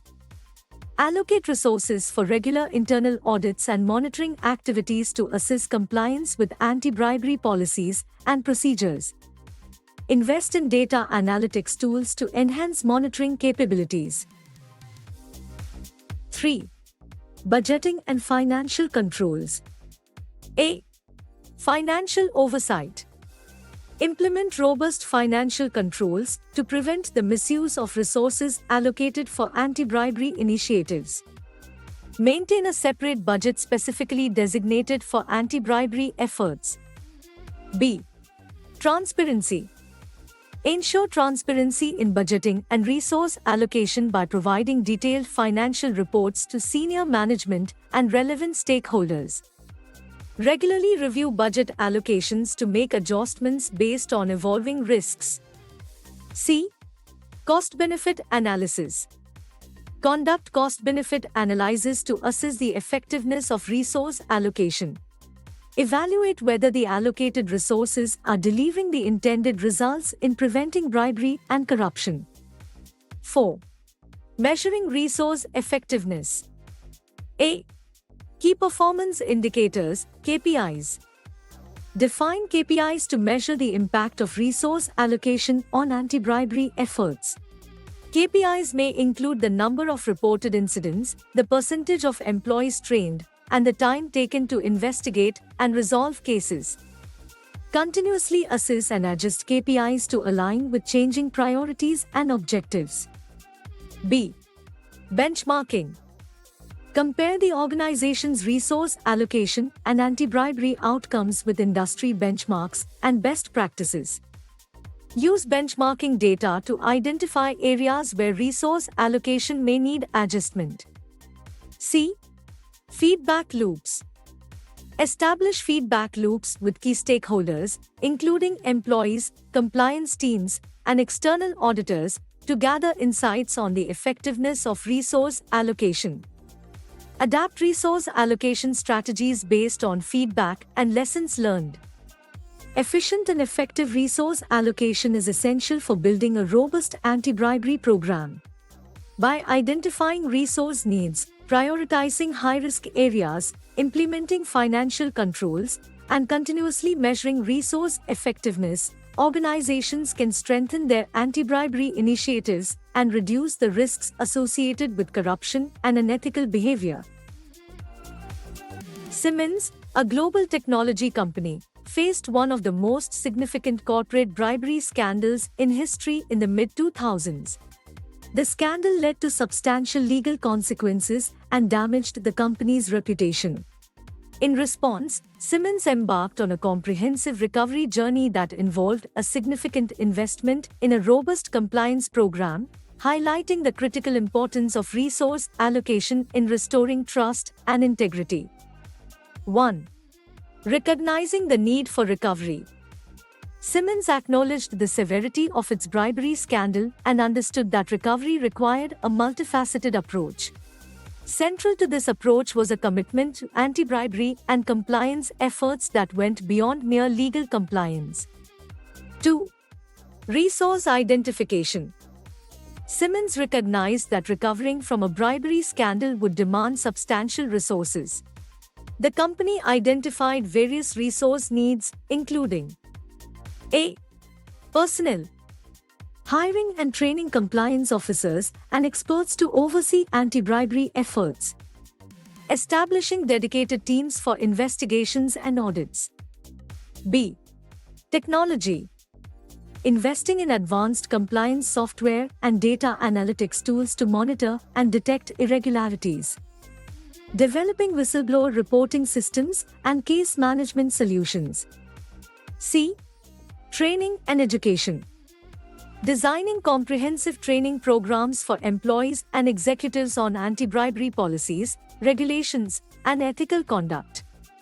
Developing customized training content for different business units and regions. D. Auditing and monitoring. Allocating resources for regular internal audits, due diligence on third-party relationships, and continuous monitoring. Enhancing data analytics capabilities to identify and mitigate bribery risks. E. Reporting mechanisms. Establishing and promoting reporting mechanisms for employees to report unethical behavior safely and confidentially. 3. Prioritizing high-risk areas. Siemens adopted a risk-based approach to allocate resources efficiently. The company recognized that not all parts of the organization carried the same level of bribery risk. Therefore, it focused on high-risk areas such as regions with a history of corruption and departments involved in high-value transactions. 4. Implementation of financial controls. Siemens implemented stringent financial controls to ensure that the allocated resources were used for their intended purposes. This included establishing transparent budgeting procedures, financial oversight, and reporting mechanisms to prevent the misuse of resources. 5. Ongoing monitoring and evaluation. The company continuously measured the effectiveness of its resource allocation in its anti-bribery efforts. Siemens defined key performance indicators, KPIs, to assess the impact of its compliance program, track progress, and adapt strategies as needed. 6. Cultural shift. Siemens recognized that resource allocation was not just about technology and personnel but also about fostering a culture of ethics and compliance. The company invested in awareness campaigns, communication strategies, and leadership engagement to ensure that employees understood the importance of ethical conduct. 7. Demonstrated commitment.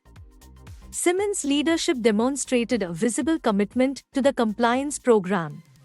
This commitment extended to senior executives actively engaging in compliance efforts, reinforcing the message that ethical behavior was a top priority.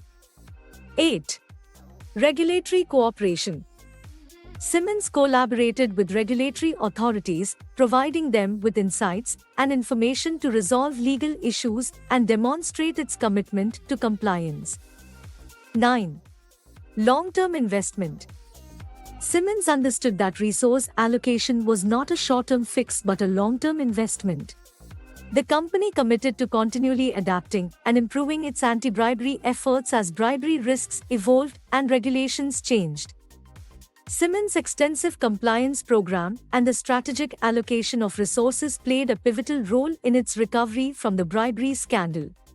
The company's commitment to rebuilding trust, fostering a culture of integrity, and investing in robust anti-bribery measures showcased the significance of resource allocation in restoring a tarnished corporate reputation and setting a new standard for ethical conduct within the organization.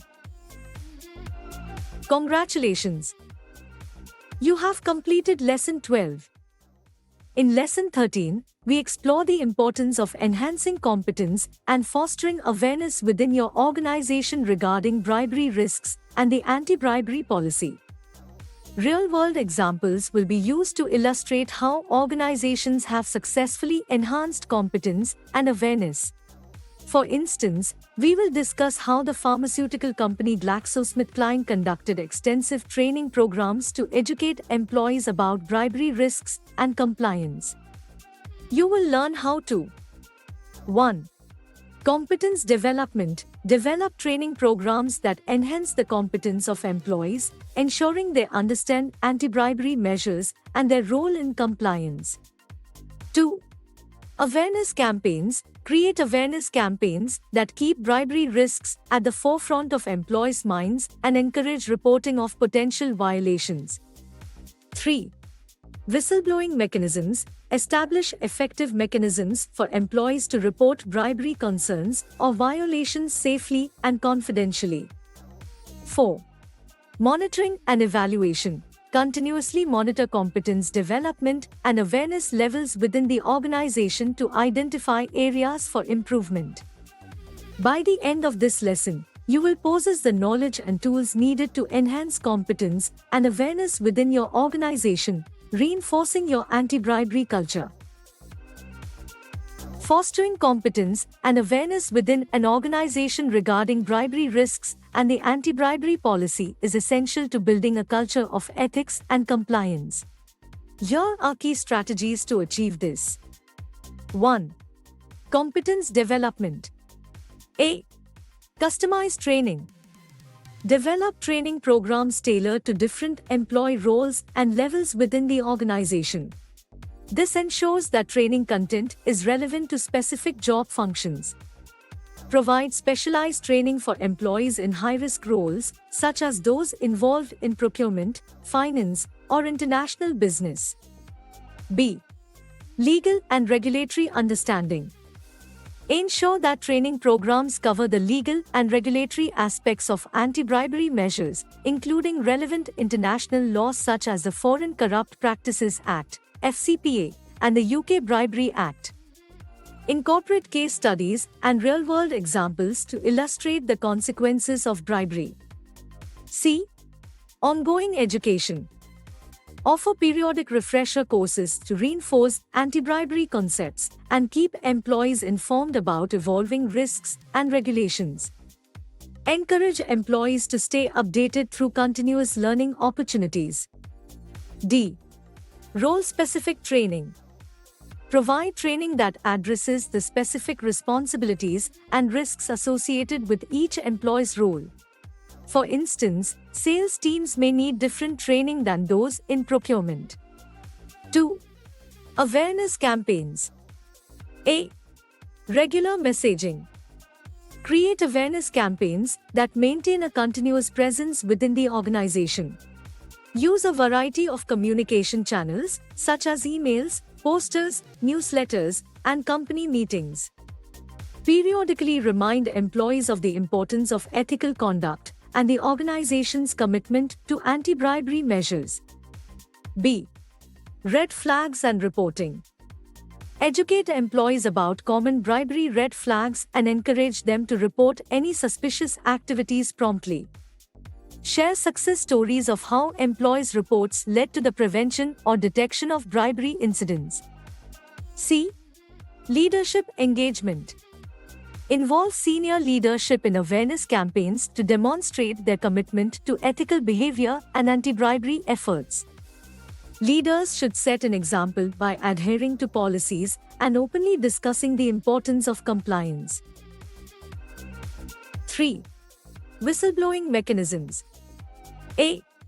Anonymous reporting. Establish a secure and confidential reporting mechanism, such as a whistleblower hotline or an online reporting portal. Ensure that employees are aware of how to use these mechanisms and that their anonymity will be protected. B. Non-retaliation assurance. Clearly communicate the organization's non-retaliation policy to assure employees that reporting concerns will not result in negative consequences. Investigate and address any allegations of retaliation promptly and transparently. 4. Monitoring and evaluation. A. Key performance indicators, KPIs. Define KPIs to measure the effectiveness of competence development and awareness campaigns. KPIs may include the number of reported incidents, the percentage of employees trained, and the frequency of awareness activities. Regularly assess and adjust KPIs to align with changing priorities and objectives. B. Surveys and feedback. Conduct surveys or solicit feedback from employees to gauge their understanding of anti-bribery policies and their confidence in reporting concerns. Use feedback to identify areas for improvement and tailor awareness initiatives. C. Continuous improvement. Continuously review and refine competence development and awareness strategies based on feedback, lessons learned, and emerging bribery risks. Enhancing competence and fostering awareness regarding bribery risks and anti-bribery policies are ongoing efforts that require dedication and a proactive approach. By customizing training, maintaining awareness campaigns, establishing reliable reporting mechanisms, and regularly evaluating the effectiveness of these initiatives, organizations can build a culture that prioritizes ethical conduct and mitigates the risks associated with bribery and corruption. GlaxoSmithKline, GSK, a multinational pharmaceutical company, has faced its share of compliance challenges, including allegations of bribery and corruption in the past. In response, the company recognized the importance of robust training programs to educate its employees about bribery risks and compliance with anti-bribery laws. Here is how GSK conducted extensive training programs. 1. Customized training content. GSK developed tailored training content to address the specific risks and challenges associated with the pharmaceutical industry. This content was designed to resonate with employees across various roles and departments. 2. Legal and ethical framework. Training programs provided employees with a comprehensive understanding of the legal and ethical framework governing bribery and corruption. This included a focus on international laws such as the Foreign Corrupt Practices Act, FCPA, and the UK Bribery Act, which are particularly relevant to a global pharmaceutical company like GSK. 3. Real-world scenarios. To make the training relevant and engaging, GSK incorporated real-world scenarios and case studies into the curriculum. These scenarios illustrated potential bribery risks and the consequences of non-compliance, helping employees recognize red flags in their daily work. 4. Role-specific training. Recognizing that different roles within the company carry varying degrees of bribery risk, GSK provided role-specific training. For example, sales teams receive training tailored to the challenges they face when interacting with healthcare professionals. 5. Leadership engagement. GSK's leadership actively engaged in the training programs, emphasizing the company's commitment to ethical behavior and compliance. Senior executives served as role models, reinforcing the message that adherence to anti-bribery policies was non-negotiable. 6. Ongoing education. Training at GSK was not a one-time event. The company implemented a continuous education approach, offering regular refresher courses and updates to keep employees informed about evolving risks and regulations. This approach ensured that the knowledge and awareness of bribery risks remained current. 7. Reporting mechanisms. GSK established effective mechanisms for employees to report bribery concerns or violations confidentially. The company communicated the existence of these mechanisms clearly and assured employees that they could raise concerns without fear of retaliation. 8. Monitoring and evaluation. To measure the effectiveness of its training programs, GSK defined key performance indicators, KPIs. These KPIs included metrics such as the number of reported incidents related to bribery concerns and the percentage of employees who completed the training. 9. Feedback and continuous improvement. GSK actively sought feedback from employees regarding the training content and delivery. The company used this feedback to make improvements, ensuring that the training programs remained relevant and engaging. 10. Legal and regulatory compliance.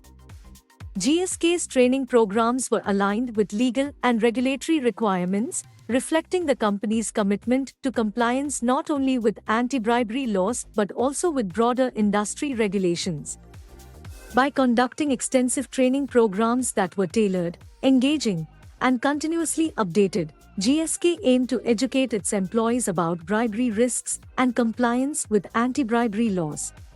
These efforts were part of a broader commitment to ethical behavior and transparency, demonstrating GSK's dedication to preventing bribery and corruption within its organization and the pharmaceutical industry as a whole. Congratulations! You have completed Lesson 13. Lesson 14 focuses on implementing anti-bribery controls, a critical aspect of ISO 37001 compliance. We will explore the practical steps involved in establishing controls that prevent bribery and corruption. Real-world examples of organizations that successfully implemented anti-bribery controls will be examined. For instance, we will discuss how Walmart's robust compliance program includes a range of controls to prevent bribery, such as stringent due diligence processes for third-party partners. You will learn how to 1. Due diligence processes. Develop and implement due diligence processes for assessing the risk associated with business partners, suppliers, and other third parties. 2. Financial controls. Establish financial controls to detect and prevent bribery, including strict accounting and auditing procedures. 3. Procurement practices. Implement procurement practices that minimize bribery risks, such as transparent bidding processes and vendor assessments. 4. Documentation and record keeping. Ensure thorough documentation and record keeping of all anti-bribery control activities. By the end of this lesson, you will be well prepared to implement anti-bribery controls tailored to your organization's specific needs and risks. These controls are essential for reducing vulnerabilities and ensuring compliance with ISO 37001.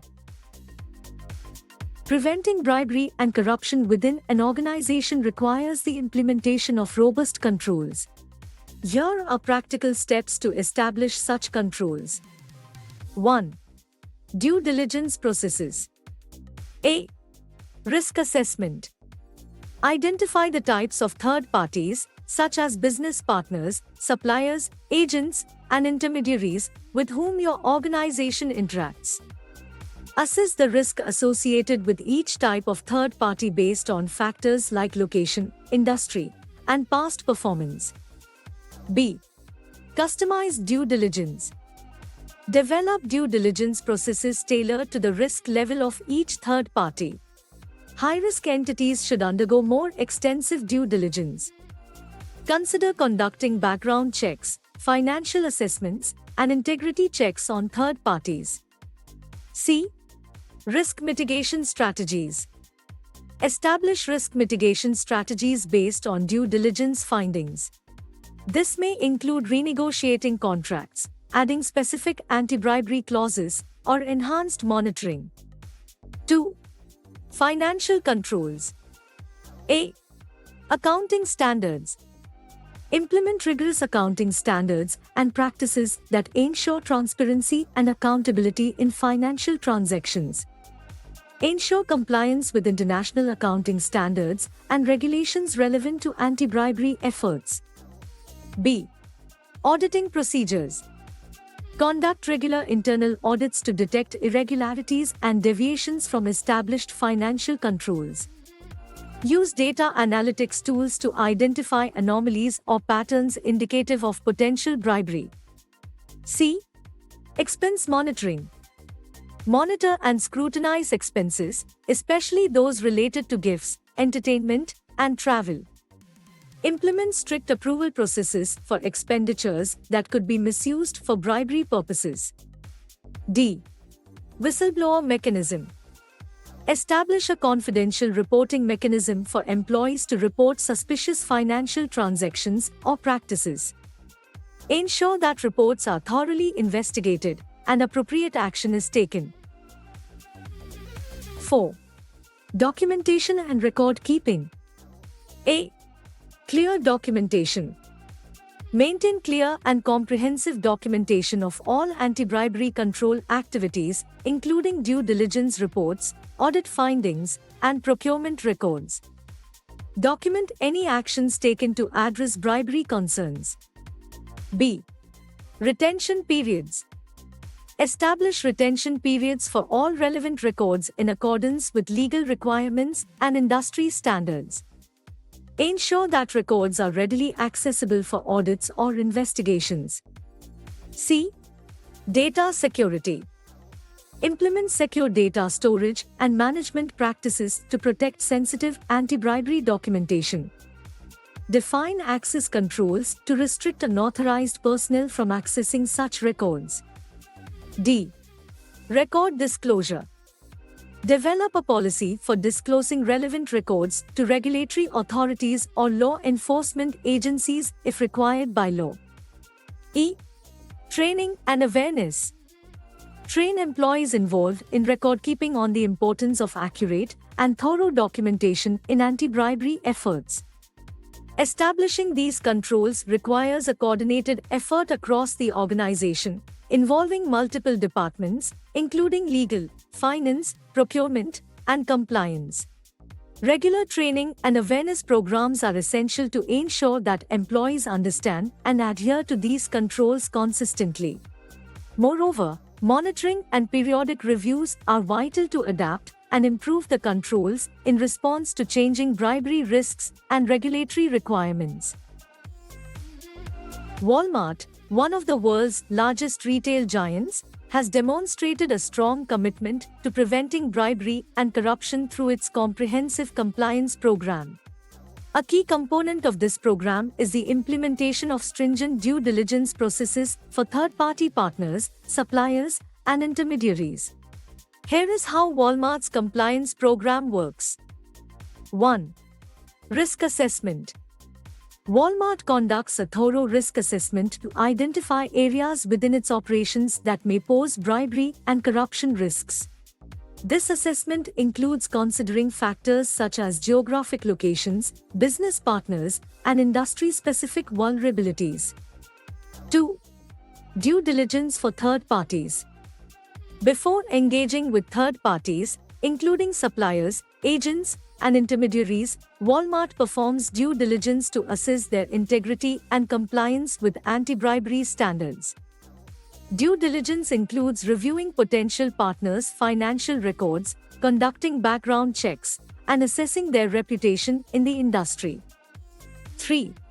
Customized due diligence, C. Walmart tailors its due diligence procedures based on the risk profile of each third party. Higher risk entities undergo more rigorous assessments. The due diligence process is designed to uncover any potential red flags or warning signs related to bribery, corruption, or unethical practices. 4. Risk mitigation strategies. Based on the findings of the due diligence process, Walmart establishes risk mitigation strategies. These strategies may include renegotiating contracts, enhancing monitoring, or implementing additional safeguards. 5. Ongoing monitoring. Walmart doesn't stop at the initial due diligence process. The company maintains ongoing monitoring of its third-party relationships. This continuous oversight helps detect any changes in risk factors or behavior that might warrant further attention. 6. Whistleblower mechanism. Walmart provides employees with a confidential whistleblower reporting mechanism. This allows employees to report any suspicions of bribery or unethical behavior without fear of retaliation. Reports received through this mechanism are thoroughly investigated, and appropriate action is taken. 7. Transparency and documentation. Transparency is a key element of Walmart's compliance program. The company maintains clear and comprehensive documentation of all anti-bribery control activities. This includes documenting due diligence reports, audit findings, and any actions taken to address bribery concerns. 8. Training and awareness. Walmart invests in training and awareness programs to ensure that its employees, particularly those involved in procurement and vendor relationships, understand the importance of anti-bribery measures. These programs educate employees about the risks of bribery, how to identify red flags, and the company's commitment to ethical conduct. 9. Leadership commitment. Walmart's senior leadership actively demonstrates its commitment to ethical behavior and compliance. This commitment sets the tone for the entire organization, emphasizing the non-negotiable nature of anti-bribery policies. Walmart's robust compliance program, with its stringent due diligence processes and comprehensive controls, reflects the company's dedication to preventing bribery and corruption. By actively assessing and managing risks, monitoring third-party relationships, and promoting a culture of ethics and compliance, Walmart has set a high standard for ethical conduct within the retail industry and beyond. This commitment not only safeguards the company's reputation but also aligns with global efforts to combat bribery and corruption. Congratulations! You have completed Lesson 14. Lesson 15 shifts our focus to monitoring and measuring the effectiveness of the anti-bribery controls you have implemented. To maintain a robust anti-bribery management system, it's crucial to assess how well these controls are working. Real-world examples will demonstrate the importance of ongoing monitoring. For instance, we will discuss how the global oil company, Petrobras, faced significant consequences due to inadequate control monitoring during the Operation Car Wash scandal. You will learn how to 1. Key performance indicators, KPIs. Develop KPIs to measure the effectiveness of your anti-bribery controls, such as the number of reported incidents or audit results. 2. Auditing and assessment. Conduct regular internal audits and assessments to evaluate the performance of controls and identify areas for improvement. 3. Incident reporting and response. Establish mechanisms for employees to report bribery concerns or incidents and implement a robust response mechanism. 4. Continuous improvement. Use the data collected through monitoring and measurement to drive continuous improvement in your anti-bribery management system. By the end of this lesson, you will understand how to maintain the effectiveness of your anti-bribery controls, adapt them to changing circumstances, and ensure ongoing compliance with ISO 37001. To ensure the effectiveness of anti-bribery controls within an organization, it's crucial to establish a systematic approach for monitoring and measuring their performance. Here are key steps to achieve this. 1. Key Performance Indicators, KPIs. A. Incident Reporting Metrics. Develop KPIs related to incident reporting, including the number and nature of reported incidents or concerns related to bribery and corruption. Measure the effectiveness of the reporting mechanisms in place. B. Audit results. Monitor the results of internal and external audits focused on anti-bribery controls. Track findings, recommendations, and their timely implementation. C. Training and awareness. Assess KPIs related to training programs, such as the percentage of employees who have completed anti-bribery training and their understanding of key concepts. Measure the impact of awareness campaigns and employee engagement. D. Risk assessment. Evaluate the results of bribery risk assessments, measuring the identification and mitigation of high-risk areas and third parties. E. Whistleblower reports. Track the number of whistleblower reports received and their resolution status. Analyze trends and patterns in reported concerns. 2. Auditing and assessment. A. Internal audits. Conduct regular internal audits of anti-bribery controls to evaluate their effectiveness. Review compliance with policies, procedures, and legal requirements. Assess the adequacy of documentation and record keeping. B. Third-party assessments. Extend auditing and assessments to third parties, such as suppliers and intermediaries, to ensure their compliance with anti-bribery standards. C. External audits. Engage external auditors or compliance experts to conduct independent assessments of anti-bribery controls. Seek third-party validation to enhance credibility. D. Risk-based audits.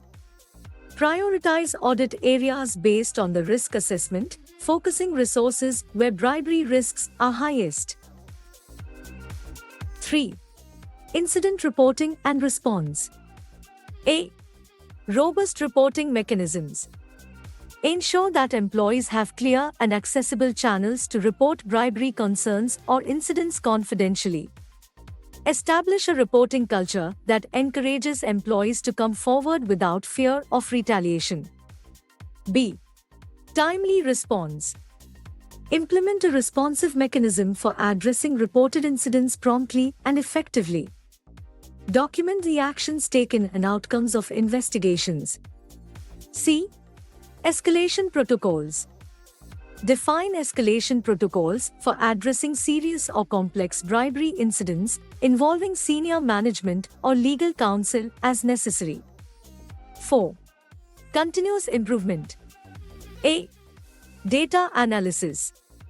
Analyze the data collected through incident reporting, audits, and assessments to identify trends, patterns, and areas of weakness.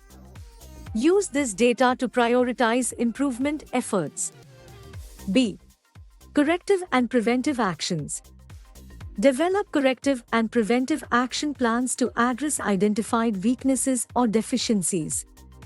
Ensure that actions are documented, assigned, and tracked to completion. C. Policy and procedure updates. Continuously review and update anti-bribery policies, procedures, and controls to reflect evolving risks and regulatory changes. D. Employee feedback.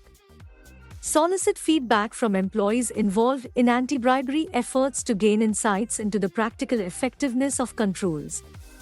Consider employee input when making improvements. Monitoring and measuring the effectiveness of anti-bribery controls is an ongoing process that requires a proactive approach. By collecting relevant data, analyzing it, and using the insights gained to drive continuous improvement, organizations can strengthen their anti-bribery management systems and reduce the risks associated with bribery and corruption. Petrobras, one of the world's largest oil companies based in Brazil, faced a devastating crisis stemming from the Operation Car Wash scandal, which revealed widespread corruption and bribery within the organization. This scandal serves as a stark example of the consequences of inadequate control monitoring. Here is what happened. 1. The Operation Car Wash Scandal. The Operation Car Wash Scandal, known as Operação Lava Jato in Portuguese, was a far-reaching investigation that uncovered a massive corruption scheme involving Petrobras executives, politicians, and construction companies. The scheme involved kickbacks, inflated contracts, and bribery, resulting in billions of dollars in losses for Petrobras and the Brazilian government. 2. Inadequate control monitoring. A. Lack of oversight. Petrobras failed to implement effective control monitoring mechanisms to detect and prevent corrupt practices within the organization. There was a lack of oversight and internal controls, allowing unethical behavior to flourish. B. Bypassing controls.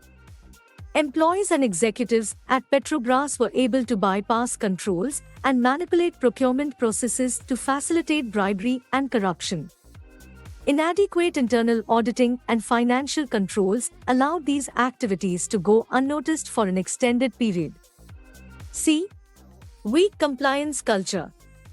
Petrobras struggled with fostering a culture of compliance and ethics, which is vital for reporting and addressing potential violations. Employees were often discouraged from speaking up about wrongdoing due to fear of retaliation. 3. Consequences. A. Financial losses. Petrobras suffered significant financial losses as a result of overpriced contracts and mismanagement of funds. The company's market value plummeted, leading to a downgrade of its credit rating. B. Legal consequences. Petrobras faced numerous lawsuits and regulatory investigations in Brazil and the United States. Several executives and politicians were arrested and prosecuted for their involvement in the scandal. C. Reputational damage. The scandal tarnished Petrobras' global reputation, eroding trust among investors, partners, and stakeholders. It led to a loss of confidence in Brazil's business environment and government. D. Economic impact. The scandal had a ripple effect on Brazil's economy, affecting job creation, foreign investment, and economic growth. 4. Lessons learned. The Petrobras scandal underscores the critical importance of robust control monitoring within organizations. A. Transparency and oversight.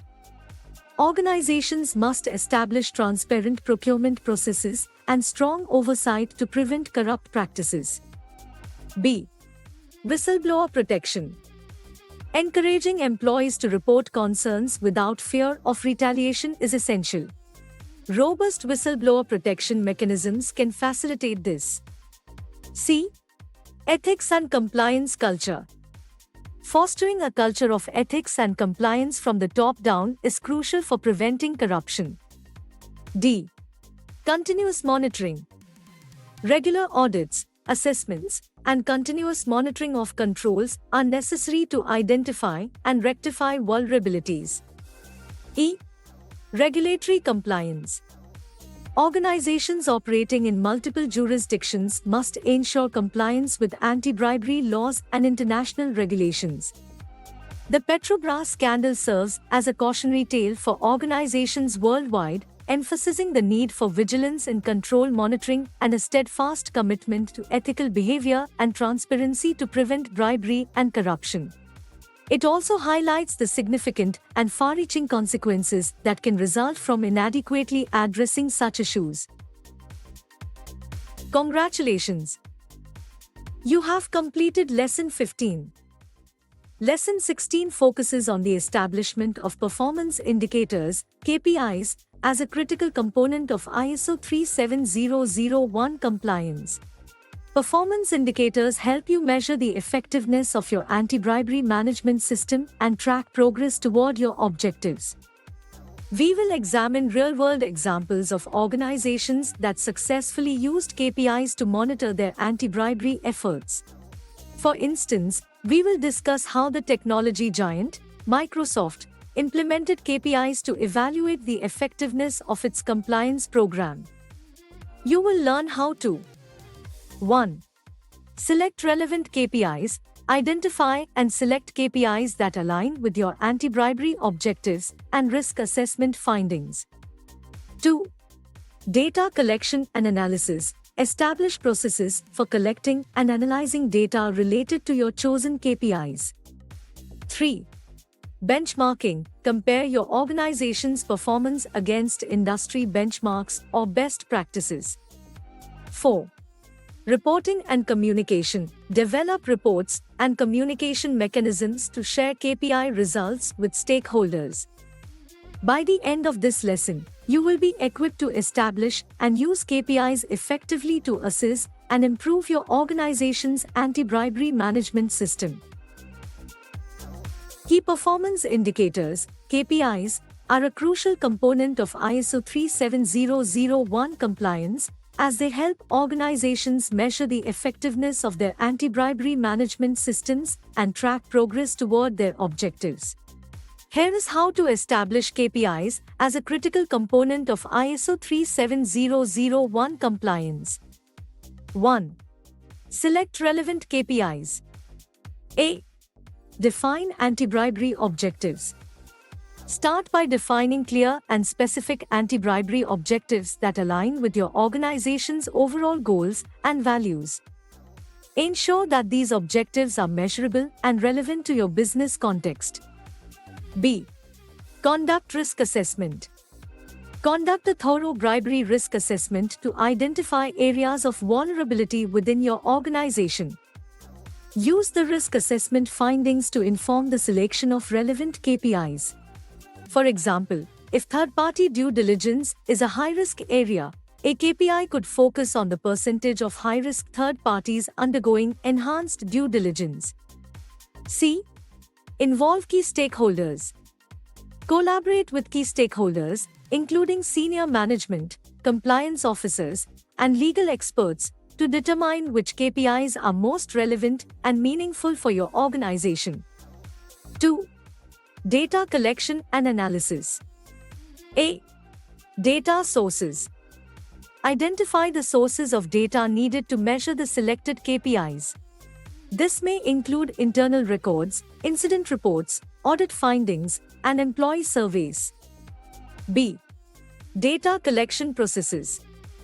Establish robust data collection processes to ensure the accurate and timely capture of relevant information. Consider implementing automated systems and tools to streamline data collection. C. Data analysis. Develop data analysis methodologies that enable you to derive actionable insights from the collected data. Implement statistical analysis or data visualization techniques to identify trends and patterns. 2. Data collection and analysis. A. Data sources. Identify the sources of data needed to measure the selected KPIs. This may include internal records, incident reports, audit findings, and employee surveys. B. Data collection processes. Establish robust data collection processes to ensure the accurate and timely capture of relevant information. Consider implementing automated systems and tools to streamline data collection. C. Data analysis. Develop data analysis methodologies that enable you to derive actionable insights from the collected data. Implement statistical analysis or data visualization techniques to identify trends and patterns. 3. Benchmarking.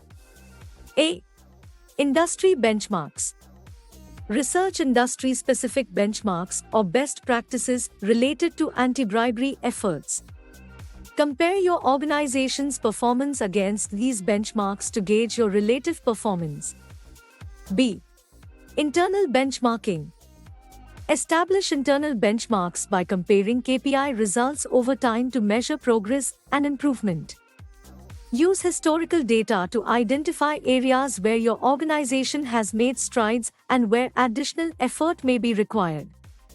4. Reporting and communication. A.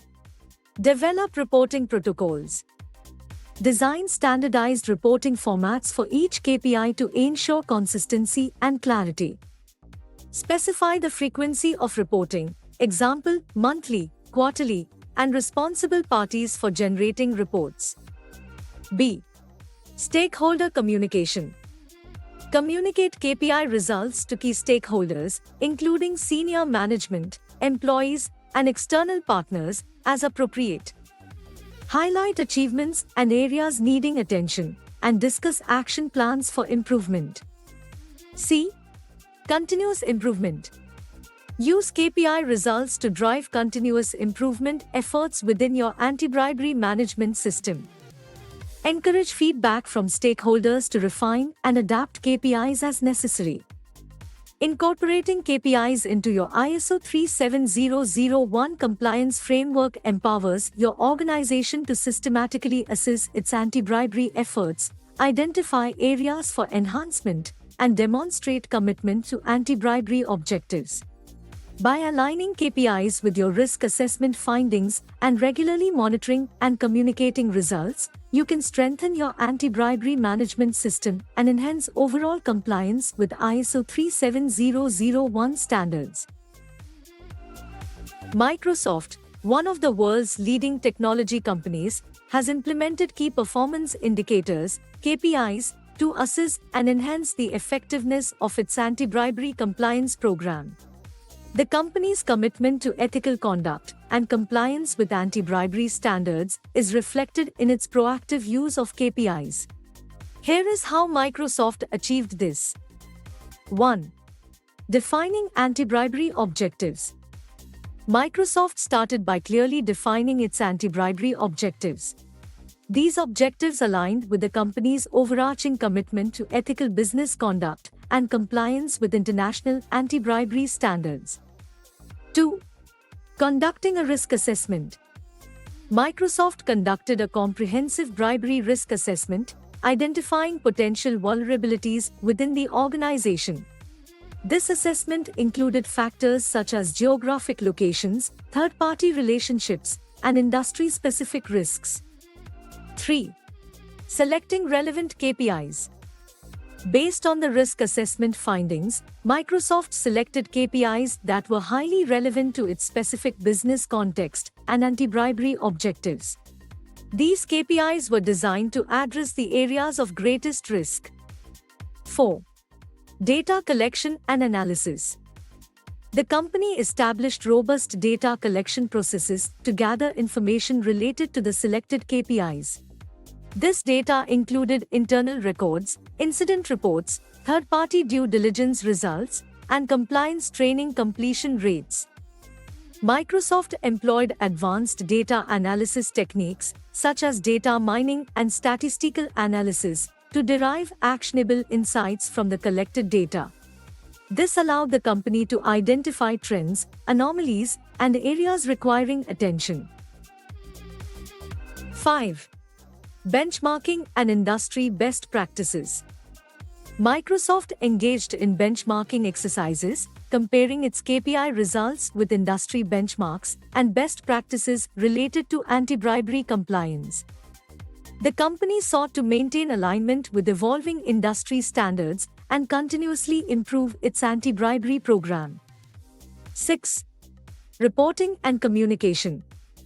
Microsoft developed standardized reporting protocols for each KPI, specifying reporting frequency and responsible parties.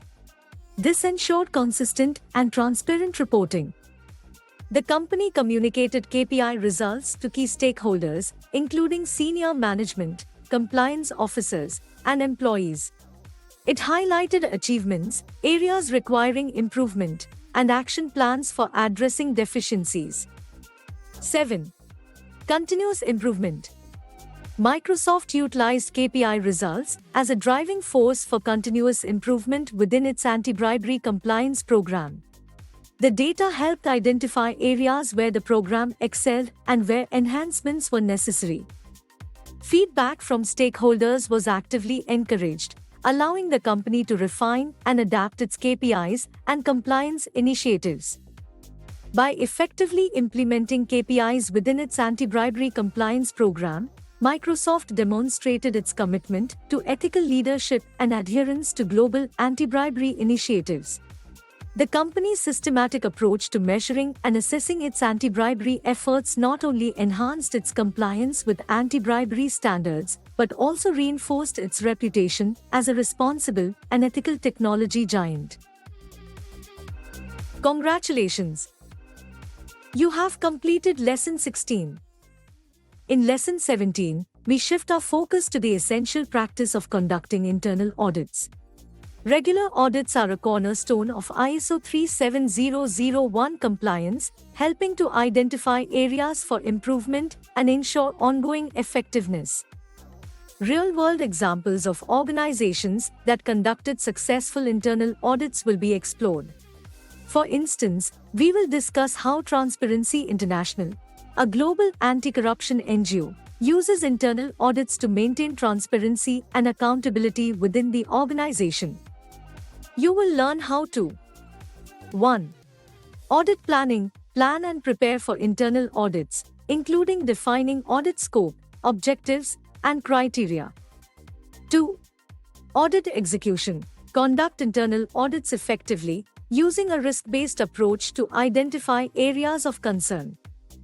3. Audit reporting, document audit findings, report non-conformities, and make recommendations for improvement.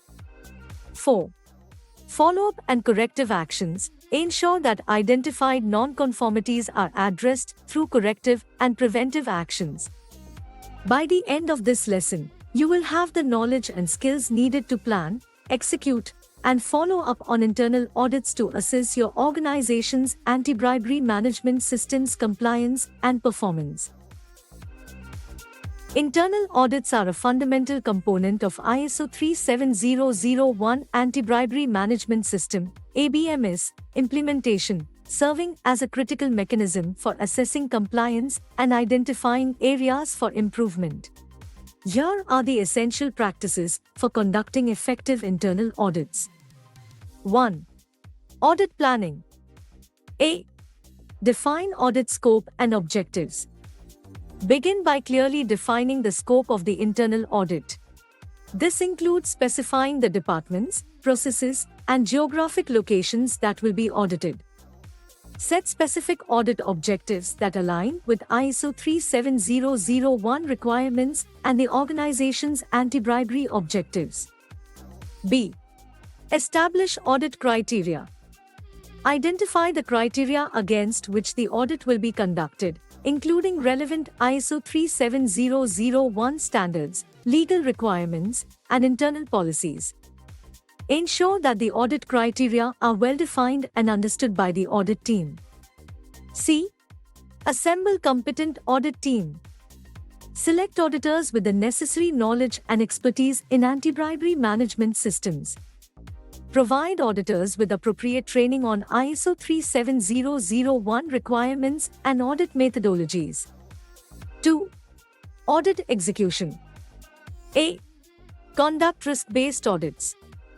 Implement a risk-based approach to the audit process. Focus on areas of higher bribery risk as identified in the organization's risk assessment. Prioritize audit resources where they are most needed. B. Thoroughly review documentation. Examine relevant documentation, records, and evidence to assess compliance with ISO 37001 requirements. Verify that anti-bribery controls are implemented effectively and consistently. C. Interview personnel. Interview employees, management, and other relevant personnel to gather insights and evidence regarding anti-bribery practices. Encourage open and honest communication during interviews.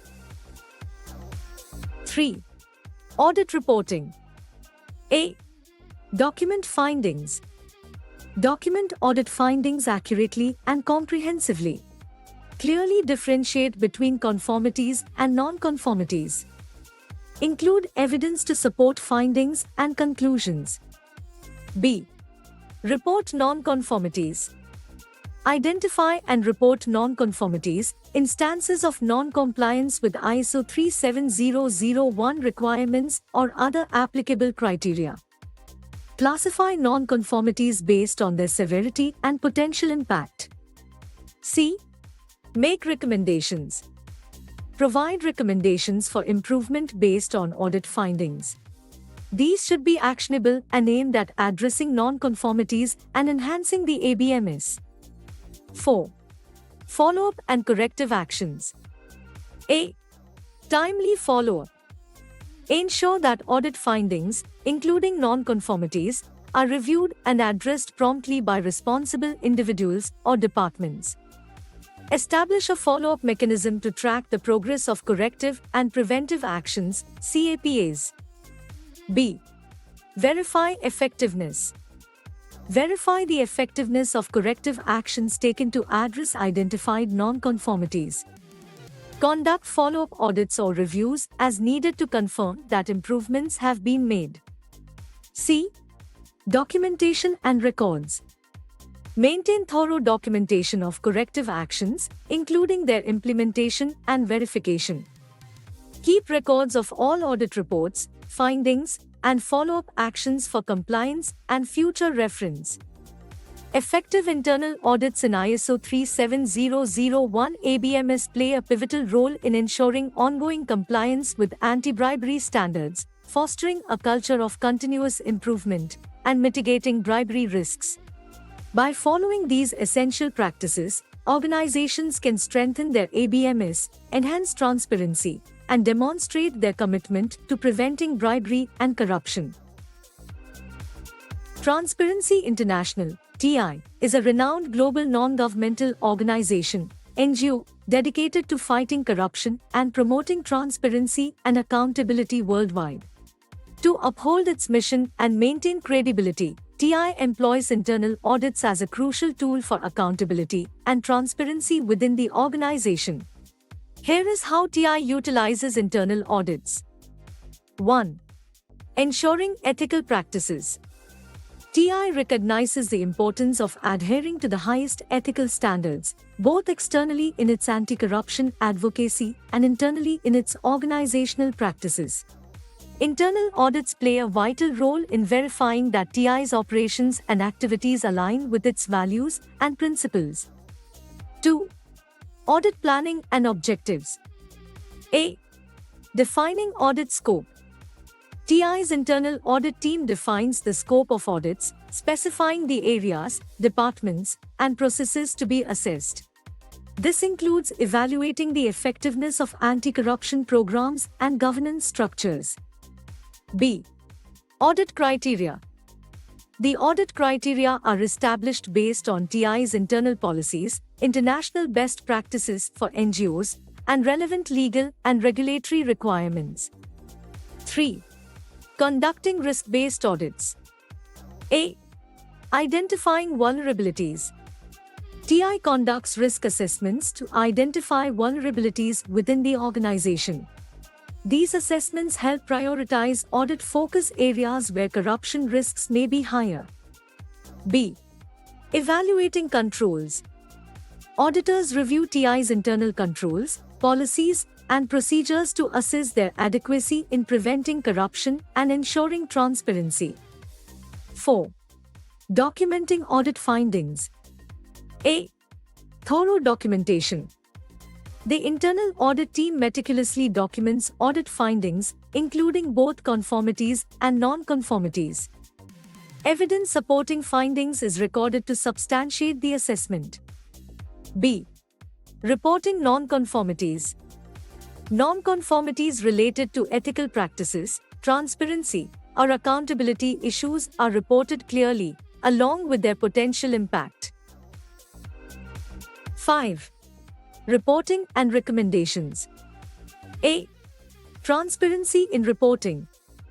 TI maintains transparency by openly sharing audit reports, findings, and recommendations with its stakeholders, including its governing board, donors, and the public. B. Actionable recommendations. The audit team provides actionable recommendations to address any identified weaknesses or non-conformities. These recommendations serve as a roadmap for improvement and risk mitigation. 6. Continuous improvement. A. Follow-up and corrective actions. TI ensures that corrective and preventive actions are promptly taken to address non-conformities. The organization conducts follow-up audits or reviews to verify the effectiveness of these actions. B. Learning and adaptation. TI uses audit findings as opportunities for learning and adaptation, strengthening its internal mechanisms to prevent corruption and enhance accountability. 7. Stakeholder trust. A. Building trust. Through its transparent approach to internal audits, TI builds and maintains trust with its stakeholders, demonstrating its unwavering commitment to its anti-corruption mission. B. Leading by example.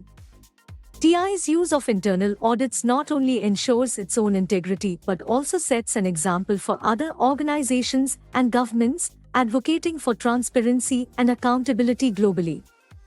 By utilizing internal audits to assess its operations and adherence to ethical principles, Transparency International not only safeguards its own reputation but also sets a benchmark for promoting accountability and transparency in the global fight against corruption. It demonstrates that NGOs can play a vital role in championing anti-corruption efforts by maintaining the highest standards of integrity within their own organizations. Congratulations! You have completed Lesson 17. In Lesson 18, we will delve into corrective and preventive actions, CAPA, as a crucial element of ISO 37001 compliance. CAPA ensures that non-conformities are addressed effectively and measures are in place to prevent their recurrence. Real-world examples will illustrate the importance of CAPA in maintaining compliance. For instance, we will discuss how the pharmaceutical company, Pfizer, implemented CAPA processes to address compliance issues and prevent future violations. You will learn how to 1. Non-conformity identification. Identify non-conformities through internal audits, incident reports, or other mechanisms. 2. Root cause analysis. Conduct root cause analysis to understand the underlying reasons for non-conformities. 3. Corrective actions. Develop and implement corrective actions to address immediate issues and prevent their recurrence. 4. Preventive actions. Establish preventive actions to proactively address potential non-conformities and improve the anti-bribery management system. 5. Monitoring and verification. Monitor the effectiveness of CAPA measures and verify their successful implementation. By the end of this lesson, you will have a comprehensive understanding of how to effectively implement corrective and preventive actions, ensuring that your anti-bribery management system continually improves and remains compliant with ISO 37001. Corrective and preventive actions, CAPA, are essential processes within an organization's anti-bribery management system, ABMS, to identify and address non-conformities effectively.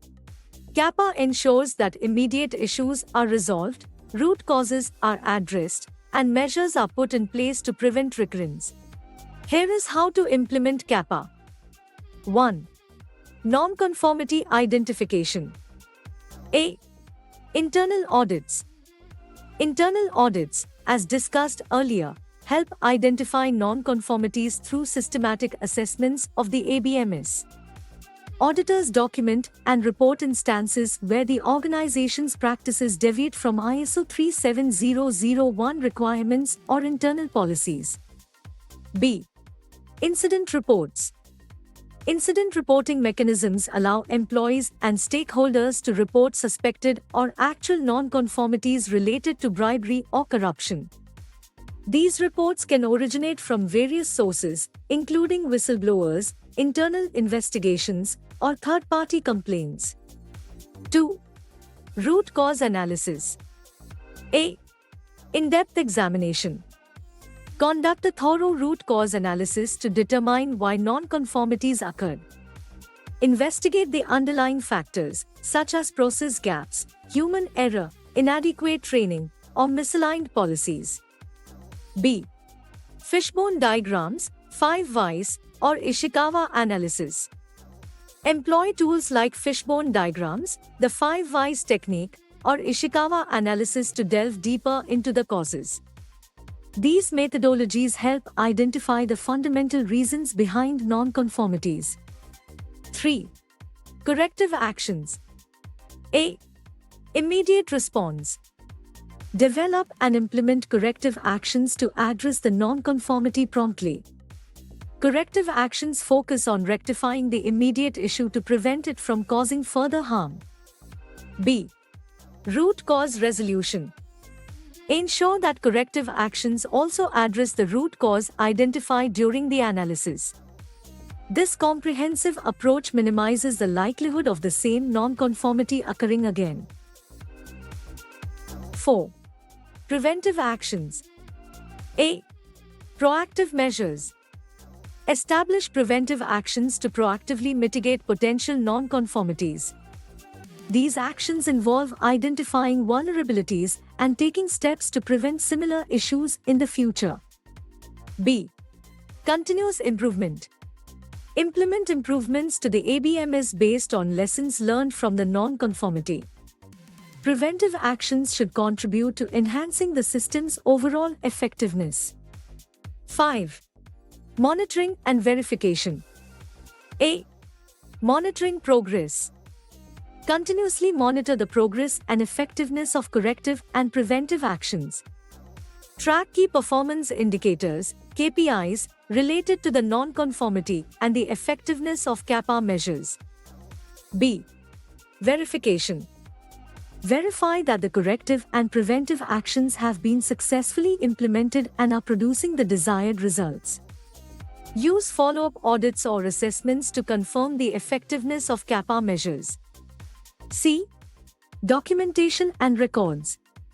Maintain comprehensive records of all CAPA activities, including non-conformity identification, root cause analysis, corrective and preventive actions, and verification outcomes. Document any changes made to the ABMS based on CAPA outcomes. Implementing CAPA ensures that non-conformities within an organization's ABMS are not only addressed promptly but also prevented from recurring. By thoroughly analyzing root causes, taking corrective actions, and proactively implementing preventive measures, organizations can continuously improve their anti-bribery efforts, reduce risks, and strengthen their commitment to ethical conduct and compliance with ISO 37001 and related standards. Pfizer, one of the world's largest pharmaceutical companies, has a strong commitment to compliance with regulations and ethical practices in the pharmaceutical industry. To address compliance issues effectively and prevent future violations, Pfizer has implemented corrective and preventive actions, CAPA, processes. Here is how Pfizer utilizes CAPA to maintain compliance and uphold ethical standards. 1. Non-conformity identification. A. Internal audits. Pfizer conducts regular internal audits to assess its pharmaceutical manufacturing processes, research and development activities, and overall compliance with industry regulations. During these audits, any non-conformities, whether related to quality standards, regulatory requirements, or ethical practices, are identified and documented. B. Compliance monitoring. Pfizer maintains a vigilant compliance monitoring system to track adherence to pharmaceutical regulations and internal policies. Incidents of non-compliance are reported, investigated, and documented. 2. Root cause analysis. A. In-depth investigation. When non-conformities are detected, Pfizer conducts in-depth root cause analysis to understand why they occurred. This analysis aims to uncover the underlying factors contributing to compliance issues. B. Multidisciplinary approach. Pfizer assembles cross-functional teams, including experts from quality assurance, research and development, manufacturing, and legal departments, to perform a comprehensive analysis.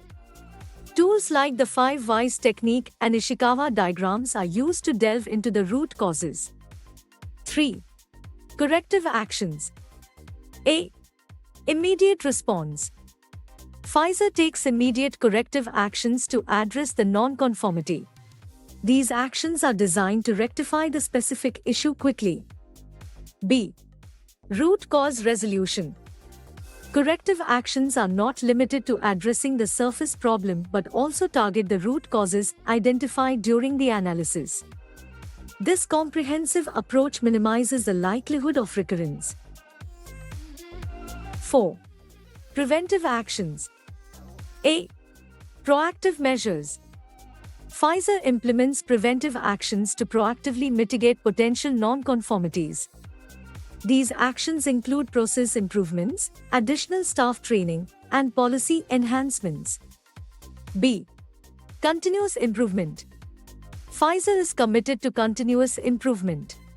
The insights gained from root cause analysis and CAPA activities inform the company's ongoing efforts to enhance its compliance programs and internal controls.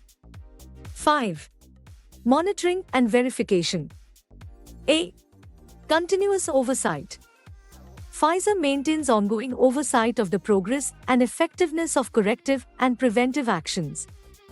Key performance indicators, KPIs, are monitored to gauge the impact of CAPA measures. B. Verification.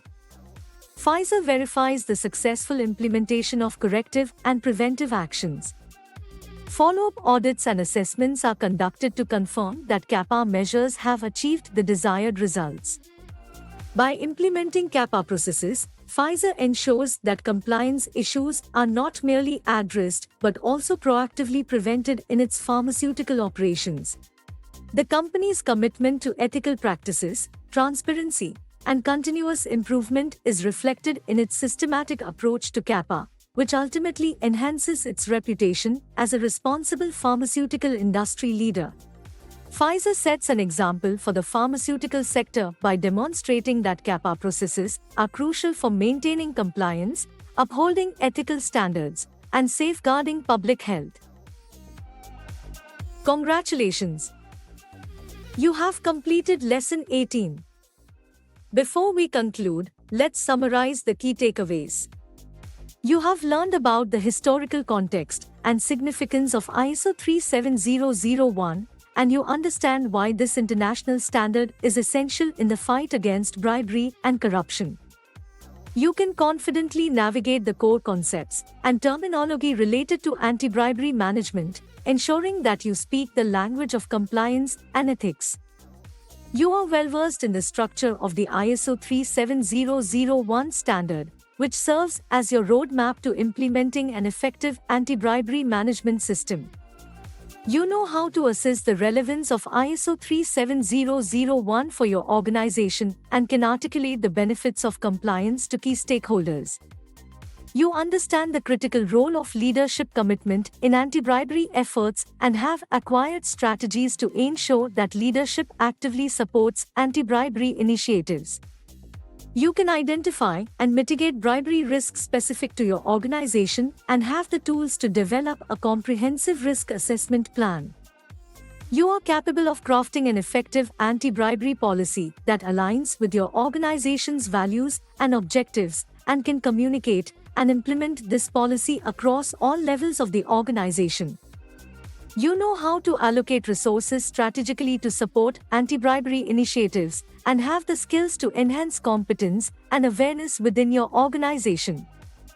You are adept at implementing anti-bribery controls and monitoring their effectiveness, ensuring that your organization remains vigilant against bribery risks. You have the expertise to establish performance indicators, KPIs, conduct internal audits, and implement corrective and preventive actions to continually improve your anti-bribery management system. Congratulations on completing the ISO 37001 Anti-Bribery Management Systems Internal Audit Course. You have reached a significant milestone in your journey towards ethical excellence and anti-bribery mastery. We applaud your dedication, hard work, and commitment to upholding the highest standards of integrity. By completing this course, you have not only acquired invaluable knowledge but also developed the essential skills to be a beacon of ethical leadership within your organization.